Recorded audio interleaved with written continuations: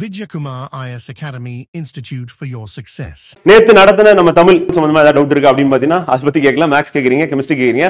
பொது தமிழ்ல நம்ம இதுவரையும் நடத்தினது எழுத்து இலக்கணம் பார்த்தோம், அடுத்து சொல் இலக்கணம் எழுத்து சொல் பார்த்தோம், இப்ப பொருள் இலக்கணம் அப்படின்னு பார்க்க போறோம். இந்த சொல் இலக்கணத்துல நம்ம இன்னும் ஒரே ஒரு டாபிக் பார்க்க வேண்டியது இருந்தது. என்ன டாபிக் அப்படின்னு பாத்தீங்கன்னா பகுபதம் பகாபதம் அப்படின்றது இருந்தது. சோ அதை நம்ம இன்னைக்கு பார்த்துருவோம். அதே மாதிரி நம்ம இதுல பொருள் இலக்கணத்துல அப்படின்றது ரொம்ப ஒரு இன்ட்ரெஸ்டிங்கான ஒரு டாபிக்கும் கூட. ஏன்னா பொருள் இலக்கணம் அப்படின்னு எடுத்துட்டோம் அப்படின்னா அதுல கிராமர் கிடையாது பெருசா. ஏன்னா பொருள் அப்படின்னும் போது என்னன்னா மக்களுடைய வாழ்வியலை பத்தி சொல்றதுதான் பொருள் இலக்கணம் அப்படின்னு பாக்குறோம். சோ மற்ற இலக்கிய இல்ல மற்ற மொழிகள்ல பாத்தீங்கன்னா எழுத்து சொல் இருக்கும். ஆனா என்ன இருக்காது அப்படின்னா பொருள் இருக்காது கிராமர்ல. ஆனா தொல்காப்பியர் தான் இதுல மாறுபட்டு நிக்கிறாரு. என்ன அப்படின்னா பொருள் இலக்கணத்தையும் கொடுக்கிறாரு, மக்களுடைய வாழ்க்கையை பத்தி சொல்றாரு. அப்ப வரலாற்று செய்திகள் சொல்லக்கூடிய இடமா எங்க இருக்குன்னா பொருள் இலக்கணம் இருக்கு அப்படின்னு பாக்குறோம். நம்ம ஏற்கனவே என்னென்ன டாபிக் பார்த்தோம் அப்படின்னா எழுத்து இலக்கணம் பார்த்துட்டோம், சொல் இலக்கணம் பார்த்துட்டோம். இப்ப என்ன டாபிக் பார்க்க போறோம் அப்படின்னா பொருள் இலக்கணம் அப்படின்றது பார்க்க போறோம். இதோட சேர்த்து நம்ம பகுபதம் பகாபதம் அப்படின்னு சொல்லிட்டு அதையும் நம்ம பார்க்க போறோம். சோ அது நேற்று சொல் இலக்கணத்துல ஒரு டாபிக் பெண்டிங்கா இருக்கு அப்படின்னு சொல்லி பார்க்கிறோம். சோ இது இன்னைக்கு நம்ம தமிழ் கிளாஸ்ல பார்க்க போற டாபிக்ஸ் ஃப்ரெண்ட். ஓகேங்களா, வாங்க பார்க்கலாம். சோ பொருள் இலக்கணம் அப்படின்னு பார்க்கும்போது அகப்பொருள் புறப்பொருள் அப்படின்னு சொல்லிட்டு நம்ம ரெண்டா பிரிக்கிறோம். சங்க இலக்கியங்கள் எல்லாமே எடுத்துட்டோம்னா அகம் புறம் ரெண்டா பிரிச்சிருப்பாங்க. அகம் அப்படின்னா காதல் காதலை பத்தி பேசக்கூடியதா இருக்கு அப்படின்னு பாக்குறோம். அதே சங்ககால மக்களுடைய வாழ்வியலை பத்தி பேசக்கூடியதா இருக்கு அப்படின்னு பாக்குறோம். அதே புற இலக்கியம் அப்படின்னு நம்ம எடுத்துட்டோம் அப்படின்னா அதுல எதை பேசுறாங்கன்னா வீரத்தை பத்தி பேசுறாங்க. அப்ப காதல் வீரல் அப்படின்னு ரெண்டுத்துக்கு தான் முக்கியத்துவம் கொடுத்து படைக்கப்பட்டது என்னன்னா சங்க இலக்கியங்கள் அப்படின்னு பாக்குறோம். சோ அதுல முக்கியமானது என்ன 17 மேல் கணக்கு நூல்கள் அப்படின்னு பாக்குறோம், 8 தொகை 10 பாட்டு அப்படின்னு பாக்குறோம், 18 நூல்கள் 17 மேல் கணக்கு நூல்கள் பாக்குறோம். சோ அதுக்கப்புறம் தான் என்னன்னா அரை இலக்கியங்கள் அப்படின்றது தோணுது அப்படின்னு பாக்குறோம். அதனுடைய காலகட்டமா நம்ம எதை சொல்றோம் அப்படின்னா சங்க மருவிய காலம் சொல்லுவோம். மெஜாரிட்டி அங்கதான் இருக்கு. ஆனா சங்க காலத்திலயும் சில நூல்கள் அரை நூல்கள் தோண்டி இருக்கு. நம்ம எடுத்துட்டு போய் எங்க வச்சிருக்கோம் அப்படின்னா 17 கீழ்கணக்கு நூல்களை வச்சிருக்கோம் அப்படின்னு சொல்லி பாக்குறோம். சோ இப்ப நம்ம அகப்பொருள் புறப்பொருள் பத்தி தான் நம்ம என்ன பண்ண போறோம் அப்படின்னா பொருள் இலக்கணத்துல நம்ம பார்க்க போறோம் அப்படின்னு பாக்குறோம். சோ வாழ்விற்கு பொருள் தரும் கூறுகளை விளக்கி காட்டுவது பொருள் இலக்கணம் அப்படின்னு பாக்குறோம். அப்ப பொருள் இலக்கணம் தமிழ் மொழியில் மட்டுமே உள்ளது, மற்ற மொழியில் பொருள் இலக்கணம் இடம் பெறவில்லை அப்படின்னு பாக்குறோம். இது தமிழ் மொழிக்கே உரித்தான ஒரு சிறப்பா இருக்கு அப்படின்னு பாக்குறோம். நம்ம இதை நம்ம சொல்லும் போது மற்ற இலக்கியங்கள் இல்லாத ஒரு சிறப்பு என்ன இருக்கு எங்களுடைய இலக்கணத்துல அப்படின்னு கேட்டாங்கன்னா பொருள் இலக்கணம் இருக்குன்னு நீங்க சொல்லிக்கலாம். அந்த பாடலின் வரும் பொருள் எப்படி எல்லாம் இருக்கும் என்றும் எடுத்து கூறும் பொருள் இலக்கணம் தமிழுக்கு தனிச்சிறப்பு வாய்ந்ததாகும். அது என்ன பாடல்ல பொருள் அப்படின்னா இப்ப ஒரு புலவர் ஒரு செயல் ஏற்றுறாரு அப்படின்னும் போது செயல் ஏற்றப்படும் போது தலைவன் தலைவியை பத்தி பேசுறாரு. அப்ப அவங்க வாழக்கூடிய அவங்க வாழ்ந்து கொண்டிருக்கக்கூடிய நிலத்தை பத்தி சொல்லணும். அதே மாதிரி அங்க இருக்கக்கூடிய உயிரினங்களை பத்தி பேசணும், அங்க இருக்கக்கூடிய நாட்டை பத்தி பேசணும், அவனுடைய தொழிலை பத்தி பேசணும். இது எல்லாம் பேசிதான் என்ன பண்ண முடியும்னா புலவர் பாத்தீங்கன்னா ஒரு செயல் வடிக்கிற மாதிரி இருக்கும். சோ அப்ப கற்பனையா இருந்தாலும் அந்த கற்பனைக்கு என்ன தேவைப்படுது அப்படின்னா பின்புலங்களை தேவைப்படுது. அப்ப நம்ம கண்ணுக்கு முன்னாடி காட்சியா கொண்டு வர்றதுக்காக என்ன பண்றாங்கன்னா குறிஞ்சி நிலத்தையோ முல்லை நிலத்தையோ மருத நிலத்தையோ நெய்தல் நிலத்தையோ பாலை நிலத்தையோ நம்ம கண்ணுக்கு முன்னாடி கொண்டு வராரு. அப்ப அந்த நிலம் அப்படின்னும் போது அந்த நிலத்துக்கு உகந்த சிறு பொழுதுன்னு ஒண்ணு வைக்கிறாங்க. அதே அந்த நிலத்துக்கு உகந்த பெரும்பொழுது அப்படின்னு வைக்கிறாங்க. அப்ப தலைவன் தலைவியோட தொழில் அப்படின்றாங்க. அங்க வாழக்கூடிய உயிரினங்கள் அப்படின்னு பார்க்கும்போது விலங்குகளை பத்தி சொல்றாங்க. அதே அவங்களுடைய தொழில் என்ன, அதன் அடிப்படையில என்ன அந்த இயற்கையை சார்ந்து இருக்கும்போது என்ன தொழில் புரிந்தாங்கன்னு சொல்றாங்க. இதெல்லாம் சார்ந்ததுதான் என்ன அப்படின்னா பாத்தீங்கன்னா பொருள் இலக்கணம் அப்படின்னு பாக்குறோம். சோ அப்ப அந்த பாடல்கள் வரும் பொருள் எப்படி இருக்கலாம் அப்படின்னு எடுத்து கூறுவதற்கு நமக்கு என்ன தேவைப்படுதுன்னா பொருள் இலக்கணம் தேவைப்படுது அப்படின்னு பாக்குறோம். அப்ப காட்சி கட்டமைக்கும் போது பாத்தீங்கன்னா கண்டிப்பா என்ன பண்ணுவாங்க அப்படின்னா நிலம் அப்படின்றது முக்கியமான ஒன்றா இருக்கும் செயல் அப்படின்னு பாக்குறோம். அப்ப பொருள் இலக்கணம் அகப்பொருள் புறப்பொருள் என்று இரு வகைப்படும். அகப்பொருள் என்பது ஆணுக்கும் பெண்ணுக்கும் இடையில் ஏற்படும் காதல் உணர்ச்சியை பற்றி கூறுவதால் பாத்தீங்கன்னா இது என்ன சொல்றோம் அகப்பொருள் அப்படின்னு பாக்குறோம். அதே புறப்பொருள் என்பது வீரம் போர் வெற்றி கொடை நிலையாமை முதலிய புறப்பொருள்களை கூறுவதாக அப்படின்னு பாக்குறோம். சோ அப்ப வீரத்தை பத்தி பேசக்கூடியது என்ன அப்படின்னா புறம் அப்படின்னு பாக்குறோம். அந்த வீரம் அப்படின்னும் போது போர் வரும், போர்ல வெற்றி பெறுதல் வரும். அதே கொடை பாத்தீங்கன்னா அரசனுடைய கொடையா இருக்கும், அது நிலையாமை அப்படின்னு பாக்குறோம். இது எல்லாமே நம்ம பொருள் நிலையாமை. அதனால சேர்க்கறதுலாம் எதுக்காக அப்படின்னா செலவு செய்யறதுக்காக மற்றவர்களுக்கு கொடுப்பதற்காக அப்படின்னு சொல்லி பாக்குறோம். இதை பத்தி சொல்றது என்ன அப்படின்னா பொருள் இலக்கணம் படிப்போம். அப்ப அகப்பொருள் ஒழுக்கத்தை பற்றி கூறும் இலக்கணம் அகத்தினை எனவும் புறப்பொருள் ஒழுக்கத்தை பற்றி கூறும் இலக்கணம் புறத்தினை எனவும் அழைக்கப்படுகிறது. அப்ப அகப்பொருள் ஒழுக்கத்தை பத்தி பேசிச்சுன்னா அது அகத்தினை, புறப்பொருள் ஒழுக்கத்தை பத்தி பேசிச்சுன்னா அது புறத்தினை அப்படி பார்க்கிறோம். அப்ப அகப்பொருள் அப்படின்னு சொல்லி பார்க்கும்போது ஆணுக்கும் பெண்ணுக்கும் இடையே காதல் உணவை மையமாக கொண்டு இருக்கு. இதுல ஆணை தலைவனாகும் பெண்ணை தலைவியாக என்று கூறுவார். தலைவியின் தோழியும் அகப்பொருள் பாடலில் முக்கிய இடம் வகிப்பவர் அப்படின்னு பார்க்கிறோம். அது மாதிரி காதல் பற்றி பாடும்போது தலைவன் தலைவி என்று பொதுவாக பாடுவார்களே தவிர ஒருவருடைய இயற்பெயரை சுட்டி பாடுவதில்லை அப்படின்னு பார்க்கிறோம். சோ அப்ப அப்படி இயற்பெயரை சுட்டி பாடிட்டாங்க அப்படின்னா அது என்ன இலக்கியமா மாறிடும் அப்படின்னா புறப்பொருள் இலக்கியம் வந்து மாறிடும். அப்ப புறத்திணையில கொண்டு போய் வச்சிருவாங்க அப்படின்னு பாக்குறோம். அப்ப அகத்திணைக்கான முக்கியமான கண்டிஷன்ஸ் என்ன அப்படின்னா வந்து பாத்தீங்கன்னா அகப்பாடல் நம்ம சொல்லணும் அப்படின்னா வந்து தலைவன் தலைவியின் வென்று பொதுவாக பாடுவார்களே தவிர என்ன பண்ண மாட்டாங்க, இயற்பெயரை சுட்டி பாடுவதில்லை. யாரோட இயற்பெயரை சுட்ட மாட்டாங்க அப்படின்னா தலைவன் தலைவியோட இயற்பெயரை சொல்ல மாட்டாங்க அப்படின்னு பாக்குறோம். அந்த அகப்பொருள் பாடல்கள் எப்படி இருக்கும் அப்படின்னா நாடக பாங்கிலான தன்மை கொண்டிருக்கும் அப்படின்னு பாக்குறோம். அப்ப நாடக பாங்கு அப்படின்னு பாக்குறோம். அப்ப அது எல்லாமே நமக்கு காட்சியா வந்து கண்ணுக்கு முன்னாடி ஓடுற மாதிரி இருக்கும். படிக்கும் போதே இல்லைன்னா அந்த செயலோட விளக்கத்தை வந்து படிக்கும் போது நமக்கு கண் முன்னாடி காட்சி வரும். அப்ப தொல்காப்பியர் அகத்திணை எத்தனை சொல்றாரு அப்படின்னா 7 என்று குறிப்பிட்டார் அப்படின்னு பாக்குறோம். அப்ப தொல்காப்பியரோட அகத்திணை எத்தனை அப்படின்றது நமக்கு எக்ஸாம் பாயிண்ட் ஆஃப் இம்பார்ட்டன்ட். அது நம்ம கொஸ்டினா கேட்பாங்க. மொத்தம் 7 இருக்கு அப்படின்னு சொல்லி சொல்றாரு. தமிழ் அகப்பொருள் வந்து குறிஞ்சி முல்லை மருதம் நெய்தல் பாலை அப்படின்னு பாக்குறோம். அந்த கைக்கிளை பெருந்திணை என 7 வகைப்படும். அப்ப தமிழ்ல இருக்கக்கூடிய அகத்திணை பாடல்கள் என்னென்ன அப்படின்னா வந்து குறிஞ்சி முல்லை மருதம் நெய்தல் பாலை கைக்கிளை பெருந்திணை அப்படின்னு பாக்குறோம். ஏன்னா 7 வகைப்படும் தொல்காப்பியோட அகம் வந்து அகத்திணைகள் அப்படின்னு சொல்லிட்டு இவற்றில் குறிஞ்சி முல்லை மருதம் நெய்தல் பாலை ஐந்திணைன்னு சொல்லுவாங்க. வந்து அப்ப அன்பின் ஐந்திணை எல்லாம் ஐந்திணை அப்படின்னு நம்ம எதை சொல்றோம் அப்படின்னா வந்து முதல் 5 வந்து நம்ம சொல்றோம் அப்படின்னு பாக்குறோம். சாதனை கொடுத்திருக்கோம். அப்ப கைக்கிளை என்பது என்ன அப்படின்னு சொல்லி கேட்டாங்கன்னா ஒருதலை காமம் அப்படின்னு பாக்குறோம். பெருந்திணை அப்படின்றது என்னன்னா பொருந்தா காமம். அதுனா ஒருதலை காமம் அப்படின்னு கேட்டீங்க அப்படின்னா வந்து அப்ப தலைவன் தலைவி 2 பேரும் சம்மதத்தோட காதல் புரியல. தலைவன் வந்து தலைவியை வந்து விரும்புற மாதிரி இருக்கும். தலைவி வந்து தலைவன் வந்து விரும்பாத சூழல்ல வந்து என்ன சொல்லலாம், ஒருதலை காமம் அப்படின்னு சொல்லலாம். அதே பெருந்திணை என்பது பொருந்தா காமம். பொருந்தா காமம் அப்படின்றது என்ன சொல்லுவாங்க அப்படின்னா சங்க காலத்துல சொல்லும் போது வந்து தலைவியோட வயது வந்து பாத்தீங்கன்னா குறைவா இருக்கணும், தலைவனோட வயது அதிகமா இருக்கணும். அப்ப காதல் வந்து இது பொருந்தக்கூடிய காதலா இருக்கும். அதே தலைவியோட வயது வந்து தலைவி வந்து முதிர்ந்தாலும் தலைவன் வந்து பாத்தீங்கன்னா வயதில் குறைந்தவனா இருக்கிறது அப்படின்றது பொருந்தா காமமா சங்க காலத்துல கருதப்பட்டது அப்படின்னு பாக்குறோம். இக்காலத்துல கிடையாது அப்படின்னு பாக்குறோம். சோ அப்ப இவற்றில் வந்து கைக்கிளை குறித்தும் பெருந்திணை குறித்தும் மிகுதியாக பாடவில்லை அப்படின்னு பாக்குறோம். அப்ப இலக்கண ஆசிரியர்களும் இலக்கணம் சொல்லவில்லை அப்படின்னு பாக்குறோம். சோ அப்ப கைக்கிளை குறித்தும் பெருந்திணை குறித்தும் அது மிகுதியா பாடப்படல. அப்ப தொல்காப்பியோட அகத்திணையில மிகுதியாக பாடப்படாத திணை எதுன்னு கேட்பாங்க. கேட்டாங்க அப்படின்னா வந்து கைக்கிளை பெருந்திணை அப்படின்னு பாக்குறோம். இது குறித்து மிகுதியாக பாடவில்லை அப்படின்னு பாக்குறோம். அப்ப இதுல வந்து பாத்தீங்கன்னா இருக்கிற பிரச்சனை என்னது, ஒருதலை காமமா இருக்கு. அப்ப அதை பத்தி பாடும்போது எல்லாருக்கும் பொருத்தமா இருக்குன்னு இருக்காது. அப்ப படிக்கும் போதே வந்து தலைவன் தேவையில்லாம தலைவியை வந்து என்ன பண்றாரு, தலைவிக்கு வந்து இடையூறு பண்றாரு அப்படின்ற மாதிரி தோன்ற வைக்கும். வந்து அதே மாதிரி மக்களால் ஏற்றுக்கொள்ளப்படாத ஒரு விஷயமா இருந்தது என்ன அப்படின்னா தலைவி வந்து வயது முதிர்ந்தவனாகவும் தலைவன் வந்து வயதில் குறைந்தவனாகவும் இருக்கிறது மக்களால் ஏற்றுக்கொள்ளப்படவில்லை. அப்ப அதனால அதையும் பாடவில்லை அப்படின்னு பாக்குறோம். சோ இதை நம்ம நிலையில வச்சுக்கிட்டோம் அப்படின்னா கைக்கிளையும் பெருந்திணையும் வந்து பாத்தீங்கன்னா அதிகமாக பாடல்கள் இடம்பெறவில்லை அப்படின்னு பாக்குறோம் சங்க இலக்கியங்கள்ல. சோ அதே மாதிரி கைக்கிளைனா என்னன்னு கேட்டாங்கன்னா ஒருதலை காமம், அண்ட் பெருந்திணை அப்படின்னு கேட்டாங்கன்னா பொருந்தா காமம் நினைவு வச்சுக்கணும். 5 இணைகளுக்குரிய பொருள் அப்படின்னு பார்க்கும்போது 3 வகைகளாக பிரிக்கிறாங்க. 5 இணைகளுக்குரிய பொருள் வந்து ஒன்று என்னன்னா முதற் பொருள், இரண்டாவது வந்து கருப்பொருள், மூன்றாவது வந்து உரி பொருள் அப்படின்னு பாக்குறோம். சோ முதற் பொருள் அப்படின்னா என்னன்னா நிலமும் பொழுதும் அப்படின்றத முதற் பொருள் அப்படின்னு பாக்குறோம். சோ நம்ம டைட்டிலே நமக்கு கேள்வியை கேட்டுருவாங்க, நல்லா நினைவில் வச்சுக்கணும். சோ முதற் பொருள் அப்படின்னும் போது நிலமும் பொழுதும் அப்படின்னு பாக்குறோம். சோ அப்ப குறிஞ்சி அப்படின்னு பார்க்கும்போது என்ன அப்படின்னா மலையும் மலை சார்ந்த இடமும் அப்படின்னு பாக்குறோம். அதுதான் வந்து குறிஞ்சி அப்படின்னு பாக்குறோம். சோ அதே மாதிரி முல்லை காடும் சார்ந்த இடமும் வந்து அதே மாதிரி மருதம் வயலும் சார்ந்த இடம் வந்து நெய்தல் வந்து கடலும் சார்ந்த இடம், பாலை வந்து சுரமும் சார்ந்த இடம், அல்லது மணலும் சார்ந்த இடமும் அப்படின்னு சொல்லி கேட்கறதுக்கான வாய்ப்பு இருக்கு வந்து. சோ அப்ப பொருத்துக்களை நமக்கு என்ன பண்ணுவாங்க அப்படின்னா குறிஞ்சி முல்லை மருதம் நெய்தல் பாலை அப்படின்னும் போது அந்த நிலத்தை வந்து கேட்டாங்க அப்படின்னு நினைவு வச்சுக்கணும். குறிஞ்சினா மலை வந்து, முல்லை அப்படின்னா காடு வந்து, மருதம் அப்படின்னா வந்து வயல் வந்து, நெய்தல் அப்படின்னா கடல் வந்து, பாலை அப்படின்னா சுரம்னா மணல் அப்படி சொல்லி பாக்குறோம். சோ இந்த ஞாபகம் வச்சுக்கிட்டீங்க அப்படின்னா போதும். வந்து இந்த 5 வந்து இம்பார்ட்டன்ட் வந்து அந்த கீவேர்டு தான் நமக்கு தேவை எக்ஸாம்ல. சோ அதுதான் கொஸ்டினா கேட்பாங்க, அதை நினைவில் வச்சுக்கணும். வந்து அடுத்து இப்ப நிலம் பார்த்தாச்சு. நிலம் எதுல வரும், முதற் பொருள் வரும் அப்படின்னு பாக்குறோம். அடுத்து என்ன பார்க்க போறோம், பொழுது பார்க்க போறோம். சோ பொழுது அப்படின்னு பார்க்கும்போது நம்ம எப்படி பிரிச்சிருக்காங்க அப்படின்னா வந்து 2 வகையா பிரிச்சிருக்காங்க. ஒரு ஆண்டின் வந்து பாத்தீங்கன்னா 6 கூறுகள் வந்து என்ன சொல்றாங்கன்னா பெரும் பொழுது அப்படின்றாங்க. அதே ஒரு நாளின் வந்து பாத்தீங்கன்னா 6 கூறுகள் அப்படின்றது சிறும் பொழுது. அப்ப எப்படி வகைப்படுத்திருக்காங்க அப்படின்னா 6 வகைப்படுத்திருக்காங்க. அப்ப பெரும் பொழுது அப்படின்னாலும் 6, அதே சிறும் பொழுது அப்படின்னாலும் 6 வந்து. இப்ப தமிழ்ல இருக்கக்கூடிய மாதங்கள் அப்படின்னு பார்த்தோம்னா 12 மாதங்கள் இருக்கு. வந்து ஆங்கில மாதங்கள் எத்தனை இருக்கு அப்படின்னா அதுவும் 12 இருக்கு. ஆனா டேட் 2 என்ன பண்ணாது, ஒன்னா ஒத்து போகாது அப்படின்னு பாக்குறோம். ஒரு மாதத்துல பாதியில ஸ்டார்ட் ஆகும். ஆங்கில மாதம் இருக்கு அப்படின்னா அதுல பாதியில தான். இப்ப உதாரணத்துக்கு ஜனவரி 14 தை 1 சொல்றோம். அப்ப தை 1 அங்க ஆரம்பிக்குது. அப்ப முடியறது எங்க போய் முடியும்னா பிப்ரவரியில மிட்ல போய் முடியும் அப்படின்னு பாக்குறோம். சோ அப்ப ஆக மொத்தத்துல நமக்கு மொத்தம் எத்தனை மாதங்கள் இருக்குன்னா 12 மாதங்கள் இருக்கு. ஆனா இது பெரும்பொழுதா சொல்லும் போது மொத்தம் எத்தனையா மாறிடுது அப்படின்னா 6 மாறிடுது. அப்ப ஒவ்வொரு பெரும்பொழுதுலயும் 2 மாதங்கள் இருக்கு அப்படின்னு சொல்லி நம்ம புரிஞ்சுக்கணும். இப்ப நம்ம பார்ப்போம் கார்காலம் அப்படின்னு நம்ம சொல்லும் போது வந்து அந்த காலம் எப்ப அப்படின்னா காரணம் மழை பொழியக்கூடிய காலம். அப்ப ஆவணி புரட்டாசி அப்படின்னு பாக்குறோம்.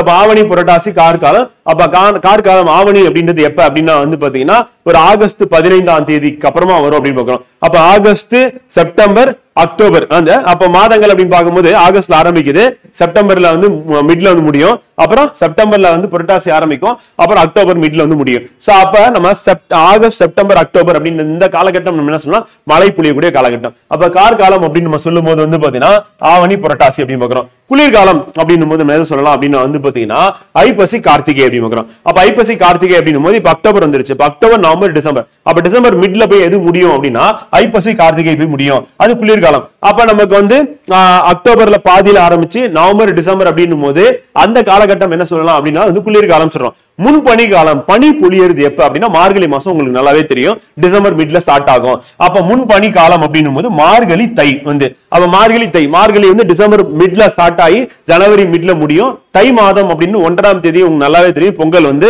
நமக்கு ஜனவரி 14 பாக்குறோம். சோ அப்ப அங்க ஆரம்பிச்சு நமக்கு எங்க முடியும் அப்படின்னா வந்து பிப்ரவரில இருந்து முடியும். அப்ப மார்கழி தை அப்படின்றது வந்து என்ன, முன்பனி காலம். அப்ப முன்பனி காலம் அடுத்து வர்றது பின்பனி காலம். அப்படி அந்த வார்த்தை எப்படி திருப்பி போட்டுக்க வேண்டியதா. அப்ப முன் பின்னா வந்து மாறுது, பின்பனி காலம் அப்படின்னும் போது மாசி பங்குனி அப்படின்னு பாக்குறோம். அப்ப மாசி பங்குனி அப்படின்னா பிப்ரவரி மிட்ல ஆரம்பிச்சு நமக்கு என்னது பிப்ரவரி, அடுத்து மார்ச், அப்புறம் ஏப்ரல் வந்து முடிஞ்சிடும். அப்ப அதே மாதிரி இளவேநீர் காலம், வேநீர் காலம் அப்படின்னா வெயில் காலம் அர்த்தம். அப்ப இளவேநீர் அப்படின்னும் போது முதல்ல ஆரம்பிக்கிறதுனால இளவேநீரா இருக்கு, அடுத்து வரக்கூடியது முதுவேநீரா இருக்கு. அப்ப சித்திரை மாசம் அப்படின்னா வெயில் கொளுத்து உங்களுக்கு தெரியும். சோ அதுதான் வந்து நமக்கு இப்ப நடந்துட்டு இருக்கு அப்படின்னு பாக்குறோம். அப்ப சித்திரை வைகாசி அப்படின்னும் போது வந்து பாத்தீங்கன்னா சூரியன் அப்பதான் வந்து என்ன பண்ணுவாரு அப்படின்னா நம்ம கடகரேகை கிராஸ் பண்ணி என்ன பண்ணுவாரு, சாரி பூமத்திய ரேகை கிராஸ் பண்ணி சூரியன் மேல போயிட்டு இருப்பாரு. இப்ப சூரியன் அப்படி எடுத்துட்டோம் அப்படின்னா இப்ப பாத்தீங்கன்னா தெரியும். சோ இது வந்து இந்தியா மேப். சோ அப்ப இந்தியா மேப்ல வந்து பாத்தீங்கன்னா கீழே வந்து என்ன போயிட்டு இருக்கு அப்படின்னா ஈக்குவேட்டர் போயிட்டு இருக்கு. இப்ப சூரியன் வந்து இங்க கீழே இருந்து அப்படியே மேல நகர்ந்துருவாரு. அதாவது மார்ச் மாசம் சூரியன் இங்க இருப்பாரு. நமக்கு மார்ச் மாசம் அப்படின்னும் போது வந்து பங்குனி மாசம் பார்க்கணும். சித்திரை மாசம் அப்படின்னு ஏப்ரல்ல வந்து என்ன ஆகும் அப்படின்னா சூரியன் இப்படி நகர்ந்து மேல வந்துருவாரு. அப்ப தமிழ்நாடு அப்படின்னு கீழே இருக்கு. அப்ப தமிழ்நாட்டுல வந்து இப்படி மேல தமிழ்நாடு கிராஸ் பண்ணி மேல ஏறுவாரு. ஏறும் போது ஒரு தடவை வெயில் வருமா, அப்படியே மேல போய் கடகரேகை போய் ரீச் பண்ணிட்டாரு. அப்ப கடகரேகை ரீச் பண்ணிட்டாரு அப்படின்னா என்ன ஆகும் அப்படின்னா இப்ப கடகரேகை ரீச் பண்ணிடுறாரு. ரீச் பண்ணதுக்கு அப்புறம் திருப்பி என்ன பண்ணுவார் அப்படின்னா ரிட்டர்ன் வருவார். ரிட்டர்ன் வர்றதா என்ன அப்படின்னா முதுவேநீர் காலம், அது ஆனி ஆடி வந்து. அப்ப சூரியன் வந்து செங்குத்தா வந்து தமிழ்நாட்டுல 2 தடவை இருப்பாரு. ஒண்ணு என்ன அப்படின்னா வந்து சித்திரை வந்து பாத்தீங்கன்னா சித்திரை மாசம் இருக்குல்ல, அப்ப மேல கிராஸ் பண்ணி போயிட்டு இருப்பாரு.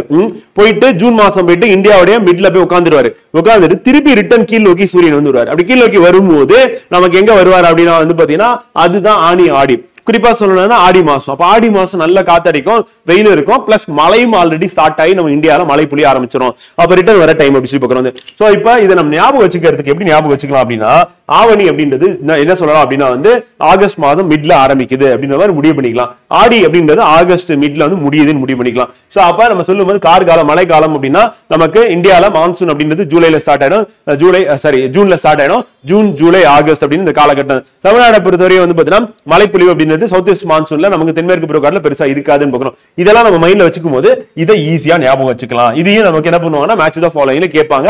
கேட்டாங்கன்னா நம்ம சரியா ஆன்சர் பண்ற மாதிரி பாத்துக்கணும் ஃப்ரெண்ட் வந்து. ஓகேங்களா? இது இம்பார்ட்டன்ட். அடுத்து வந்து பாத்தீங்கன்னா சிறுபொழுது அப்படின்னு எடுத்துக்கும் போது என்னன்னா காலை அப்படின்னு நம்ம சொல்லும் போது 6 மணிக்கு தான் ஸ்டார்ட் ஆகுது. அப்ப நம்ம அதனால என்ன பண்றோம், காலைன்னும் போது விடியற் காலைன்னு சொல்றது வந்து 6 மணிக்கு முன்னாடி இருந்தா விடியற் காலை 5 மணி, விடியற் காலை 4 மணி, விடியற் காலை 3 மணி அப்படி நம்ம சொல்லிக்கிறோம் சொல்லும் போது. அப்ப காலை அப்படின்னா 6 மணில இருந்து 10 மணி வரையும் இருக்கு. இப்ப 10 மணிக்கு நம்ம கிளாஸ் ஸ்டார்ட் பண்றோம்ல, அந்த 10 மணிக்கு ஸ்டார்ட் பண்றது என்ன சொல்லணும்னா நண்பகல் சொல்லணும். அதான் நம்ம இங்கிலீஷ்ல சொல்லும் போது என்ன சொல்லுவோம், 4 noon சொல்லுவோம். அப்ப நண்பகல் 10 மணிக்கு நம்ம வகுப்பு ஸ்டார்ட் ஆகுது. எப்ப முடியுதுன்னா 2 மணிக்கு முடியுது. 2 மணிக்குள்ள முடிச்சிருவேன், பயப்படாதீங்க. 2 மணிக்கு வந்து பாத்தீங்கன்னா வகுப்பு வந்து முடியுது அப்படின்னு வச்சுப்போம்.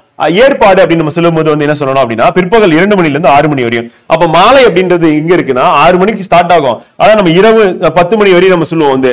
அப்ப மாலை அப்படின்னும் போது நம்ம தமிழ்ல சிறுபொழுது அப்படின்னா 6 மணி முதல் இரவு 10 மணி வரையும் இருக்கிறது வந்து நம்ம என்ன சொல்லுவோம்னா மாலைன்னு சொல்லுவோம். அதே மாதிரி வந்து யாமம் அப்படின்னும் போது வந்து இரவு 10 மணில இருந்து 2 மணி வரையும். நடுஜாமத்துக்கு நான் ஏன்னா சுடுகாட்டுக்கு போனோம் அப்படின்னு சொல்லி வடிவேல் ஒரு படத்துல வந்து சொல்லுவாரு வந்து பாத்தீங்கன்னா இந்த தாயத்து கட்டிக்கிட்டீங்க அப்படின்னா வந்து பாத்தீங்கன்னா நீங்க நடுஜாமத்துக்கு வந்து சுடுகாட்டுக்கு போலாம் அப்படின்னு சொல்லி சொல்லுவாங்க வந்து. ஒன்னும் ஆகாதுன்னு சொல்லி நான் ஏன்டா போனோம் அப்படின்னு. அப்ப அந்த ஜாமம் யாமம் தான் என்னவா மாறிடுச்சுன்னா சாமம் மாறிடுச்சு, வழக்குல வந்து மாறுது, பேச்சு வழக்குல மாறுது அப்படின்னு பாக்குறோம். அப்ப யாமம் அப்படின்னும் போது இரவு 10ல இருந்து என்னது நம்ம இரவு 2 மணி வரையும் இருக்கு. அப்ப வைகறை அப்படின்றது வந்து இரவு 2 மணி முதல் என்னது இரவு காலை வந்து 6 மணி வரை. சோ அப்ப நம்ம காலை அப்படின்னும் போது நம்ம நேரில் வச்சுக்கலாம் 6ல இருந்து 10 அப்படின்றது காலை வந்து சுலபமா சொல்லிடலாமா வந்து. அதுக்கு அடுத்து வந்து பாத்தீங்கன்னா நண்பகல் அப்படின்றது ரொம்ப சுலபம். 10 மணில இருந்து 2 மணி வரை நண்பகல் சொல்லிடலாம். மாலையும் சுலபமா தான் இருக்கும், 6 மணில இருந்து ஆரம்பிச்சு 10 மணி வரையும். யாமம் இப்பதான் சொல்லியாச்சு, நடுசாமம் அப்படின்னு 12 மணி 1 மணிக்கு போலாம்னு சொல்லும் போது 10ல இருந்து ஆரம்பிச்சு 2 மணி வரையும் யாமம் தான். வைகறை அப்படின்னா வைகறைனா விடியற் காலை அப்படின்னு மாதிரி ஞாபகம் வச்சுக்கலாம். வைகறை அப்படின்னு வைகை பொழுதில் விடியற் காலை அப்படின்னு ஞாபகம் வச்சுக்கோங்க. சோ அது வந்து என்ன ஆகும்னா இரவு 2 மணிக்கு ஸ்டார்ட் ஆகுது, ஸ்டார்ட் ஆகி காலை 6 மணி வரை இருக்கு அப்படின்னு. இப்ப நமக்கு எது ஞாபகத்துக்கு வரணும் அப்படின்னா வந்து ஏற்பாடு. அப்ப ஏற்பாடு அப்படின்றது என்னன்னா நம்ம என்ன சொல்லலாம், மத்தியானம் சொல்லலாம் 2 மணில இருந்து ஆரம்பிச்சு சாயந்தரம் வந்து பாத்தீங்கன்னா சாயங்காலம் வந்து 6 மணி, அப்ப 2 to 6 அப்படின்னு எடுத்துக்கிட்டோம்னா ஏற்பாடு. இப்ப காலை 6 to 10, நண்பகல் வந்து 10 to 2, ஏற்பாடு 2 to 6, மாலை வந்து 6 மணி முதல் 10 மணி, யாமம் வந்து 10ல இருந்து 2, வைகறை வந்து 2ல இருந்து 6 மணி வரை அப்படின்னு பாக்குறோம். சோ அது நமக்கு இம்பார்ட்டன்ட். இப்ப நம்ம முதற் பொருள் பார்த்தாச்சு. வந்து இப்ப முதற் பொருள் அப்படின்னு கேட்டாங்கன்னா என்ன சொல்லணும், நிலம் சொல்லணும், பொழுது பெரும் பொழுது தெரியணும், சிறு பொழுது தெரியணும். இதெல்லாம் வந்து பாத்தீங்கன்னா அகத்திணையில வரக்கூடியது. அடுத்து உரி பொருள் அப்படின்னா என்ன அப்படின்னா, அப்ப அந்த நிலத்துக்கே உரித்தான பொருள், நிலத்துக்கே உரித்தான பொருள் அப்படின்னும் போது அந்த செய்யல முக்கியமான தீம் என்ன, தலைவன் தலைவியிடையே வந்து பாத்தீங்கன்னா என்ன பண்றாங்க, பிரிவு இருக்கா, பிரிவு துயர் இருக்கா, அல்லது அவங்க 2 பேருக்கு நடுவில் வந்து பாத்தீங்கன்னா ஊடல் இருக்கா, அல்லது கூடல் இருக்கா, இரங்கல் இருக்கா, இருத்தல் இருக்கா அப்படிங்கறத சொல்றதுதான். அப்ப குறிஞ்சி அப்படின்னா புணர்தலும் புணர்தல் நிமித்தமும். அப்ப தனிமையில தலைவன் தலைவியும் சந்திக்கிறாங்க, யாரும் யாரும் பார்க்காம அப்படின்னு பாக்குறோம். அது எங்க நடக்கும் அப்படின்னா குறிஞ்சி நிலத்துல இருந்து நடக்கும் அப்படின்னு பாக்குறோம். அப்ப எப்ப சந்திப்பாங்க அப்படின்னு நினைச்சீங்கன்னா இரவு தான். இரவு அப்படின்னும் போது யாமத்துல வந்து சந்திப்பாங்க. வந்து பாத்தீங்கன்னா தெரியும், சிறுபொழுது யாமத்துல தலைவன் தலைவியும் நைட்டு 10 மணில இருந்து 2 மணி வரை சந்திக்கக்கூடிய நிகழ்வா வந்து பாத்தீங்கன்னா எங்க இருக்குன்னா குறிஞ்சி நிலத்துல இருக்கும் சொல்லி பாக்குறோம். அப்ப குறிஞ்சில வந்து தலைவன் தலைவி சந்திக்கிறாங்க, யாமத்துல சந்திக்கிறாங்க அப்படி பாக்குறோம். அதே முல்லை நிலம் அப்படின்னும் போது இருத்தலும் இருத்தல் நிமித்தமும். அப்ப முல்லை பாடல்கள் எப்படி இருக்கும் அப்படின்னா, தலைவன் பிரிஞ்சு போயிடுவான், தலைவி வருத்தம் விடுவா, வந்து வருத்தம் விட்டு இருப்பா. அப்ப தோழி அவருடைய அவங்களோட பக்கத்து வீட்டுக்காரங்க எல்லாம் சேர்ந்து என்ன பண்ணலாம், சமாதானப்படுத்துவாங்க. அந்த காட்சி எப்படி இருக்கும்னா கார்காலமா இருக்கும், மழை பொழிஞ்சிட்டு இருக்கும், பூக்கள் வந்து பூத்து குலுங்கிட்டு இருக்கும், மாலை பொழுது. அந்த பூக்கள் எல்லாம் எடுத்துக்கிட்டு இறைவன் கிட்ட போயிட்டு படைச்சு என்ன பண்ணுவாங்க, வேண்டுதல் வந்து நிறைவேற்ற மாதிரி இருக்கும். சங்க இலக்கிய பாடல்கள் எடுத்துக்கிட்டா இப்படிதான் இருக்கும். அங்க என்னன்னா இருத்தல் இருத்தல் நிமித்தம். அப்ப தலைவி வந்து தலைவனை நினைச்சு வருத்தமுட்டு இருக்கிறது எங்க அப்படின்னா முல்லை நிலத்துல. அப்ப பொழுது பாத்தீங்கன்னா என்னவா இருக்கும், சிறு பொழுது அப்படின்னு எடுத்துட்டா மாலையா இருக்கும். மருதம் அப்படின்னா ஊடலும் ஊடல் நிமித்தம்.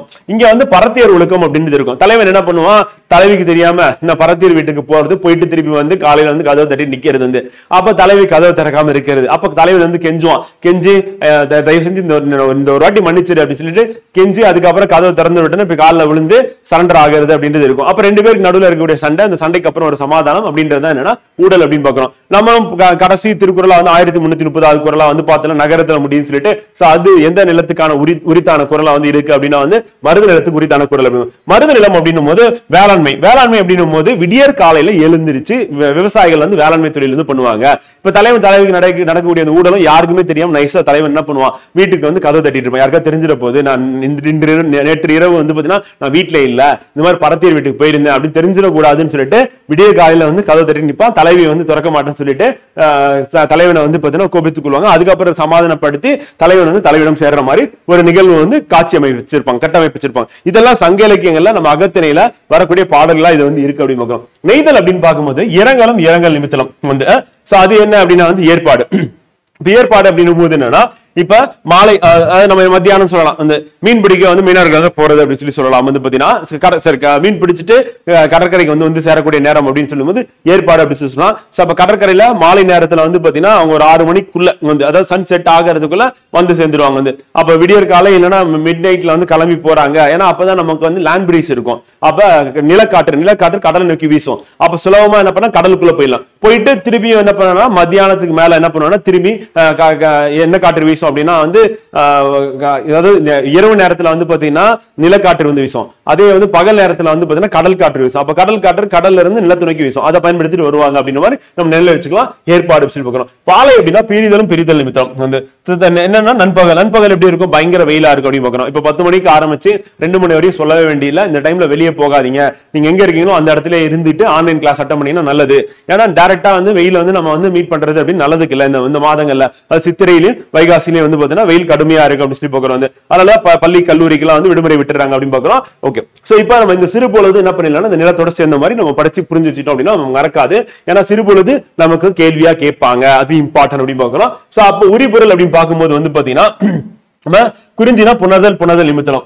அப்ப குறிஞ்சில வந்து புணர்தல், முல்லையில இருத்தல், அண்ட் மருதத்துல ஊடல், அண்ட் நெய்தல்ல இரங்கல், அண்ட் பாலையில பிரிதல். நம்ம ஏற்கனவே சொன்ன மாதிரிதான் மலை காடு அப்படின்னு சொல்லி நம்ம பாக்குறோம்ல. அதே மாதிரிதான் இங்க என்ன பண்ணணும் அப்படின்னு வந்து பாத்தீங்கன்னா படிக்கும் போது குறிஞ்சினா புணர்தல், முல்லைனா இருத்தல், மருதம்னா ஊடல், நெய்தல்னா இரங்கல், பாலைனா பிரிதல் ஞாபகம் வச்சுக்கணும். சிறு பொழுது அதே மாதிரி நம்ம நினைவில் வச்சுக்கணும். அது வந்து இம்பார்ட்டன்ட் எக்ஸாம் பாயிண்ட் ஆஃப் வியூல. அடுத்து வந்து இப்ப குறிஞ்சியில வந்து அதே மாதிரி பெரும் பொழுது என்னென்ன பொழுதும் வருது அப்படின்னா குளிர் முன்பனி வருது. அப்ப குளிர் காலமும் முன்பனி காலமும் எங்க வருது அப்படின்னா குறிஞ்சில வரக்கூடியதா இருக்கு அப்படின்னு.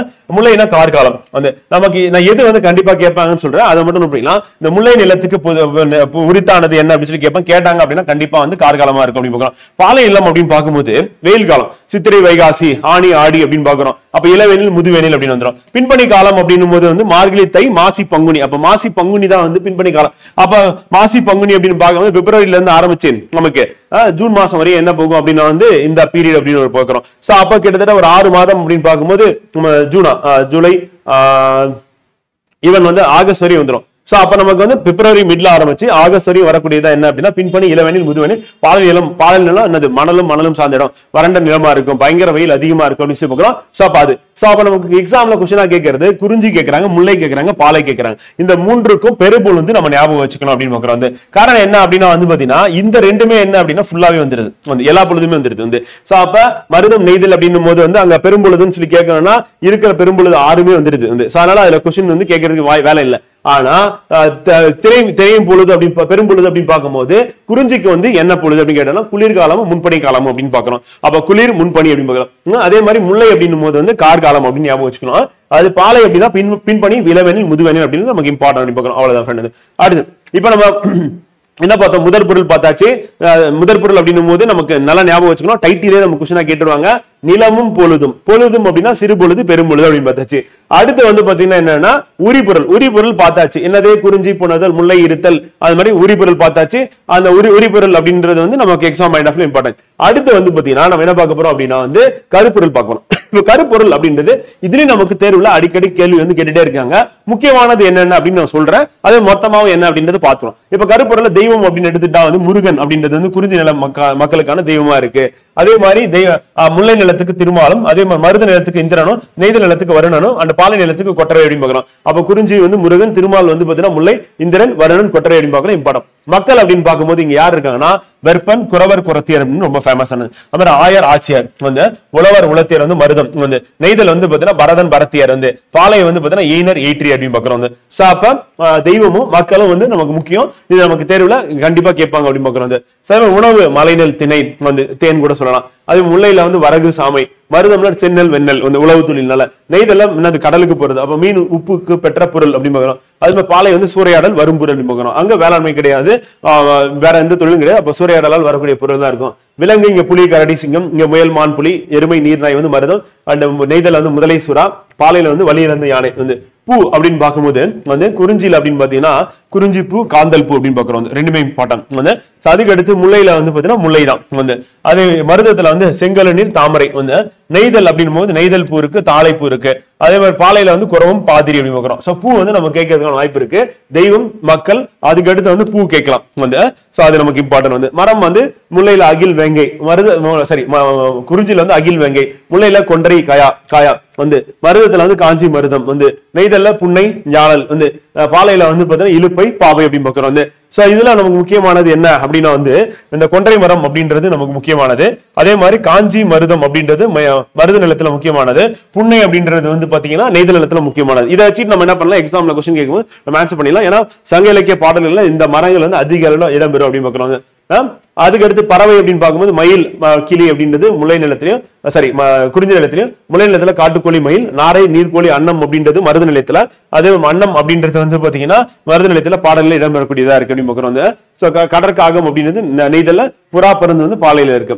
ஊர் வந்து சிறுகுடி வந்து குறிஞ்சி வந்து, பாடி, சேரி வந்து முல்லை, பேரூர், மூதூர் வந்து மருதம், நெய்தல் வந்து பட்டினப்பாக்கம் வந்து. அப்புறம் குறும்பு அப்படின்றது வந்து பாத்தீங்கன்னா பாலை நிலத்துல. நீர், அருவி நீர், சுனை நீர், காட்டாறு, மனைக்கிணறு, பொய்கை, மணக்கிணறு, ஒவ்வொரு அன்ற வற்றிய சுனை கிணறு அப்படின்னு பாக்குறோம். எங்கன்னா நீர் வந்து ஒவ்வொரு நிலத்திலையும் வந்து. பறை அப்படின்றது வந்து பாத்தீங்கன்னா தொண்டகம் அப்படின்றது குறிஞ்சில. ஏறு, கோட்பறை வந்து முல்லையில. மணமுலா, நெல்லரிக்கிளை அப்படின்றது மருதத்துல. நெய்தல் வந்து மீன் கோட்பறை, துடி வந்து பாத்தீங்கன்னா பாலையில இருக்கக்கூடிய பறை வந்து. யாழ் அப்படின்னும் போது குறிஞ்சியால், முல்லையால், மருதையால், வெளரியால் அப்படின்றது வந்து நெய்தல் நிலத்துல இருக்கு. பாலையால், பாலை நிலம் அப்படின்றது போட்டுடலாம்.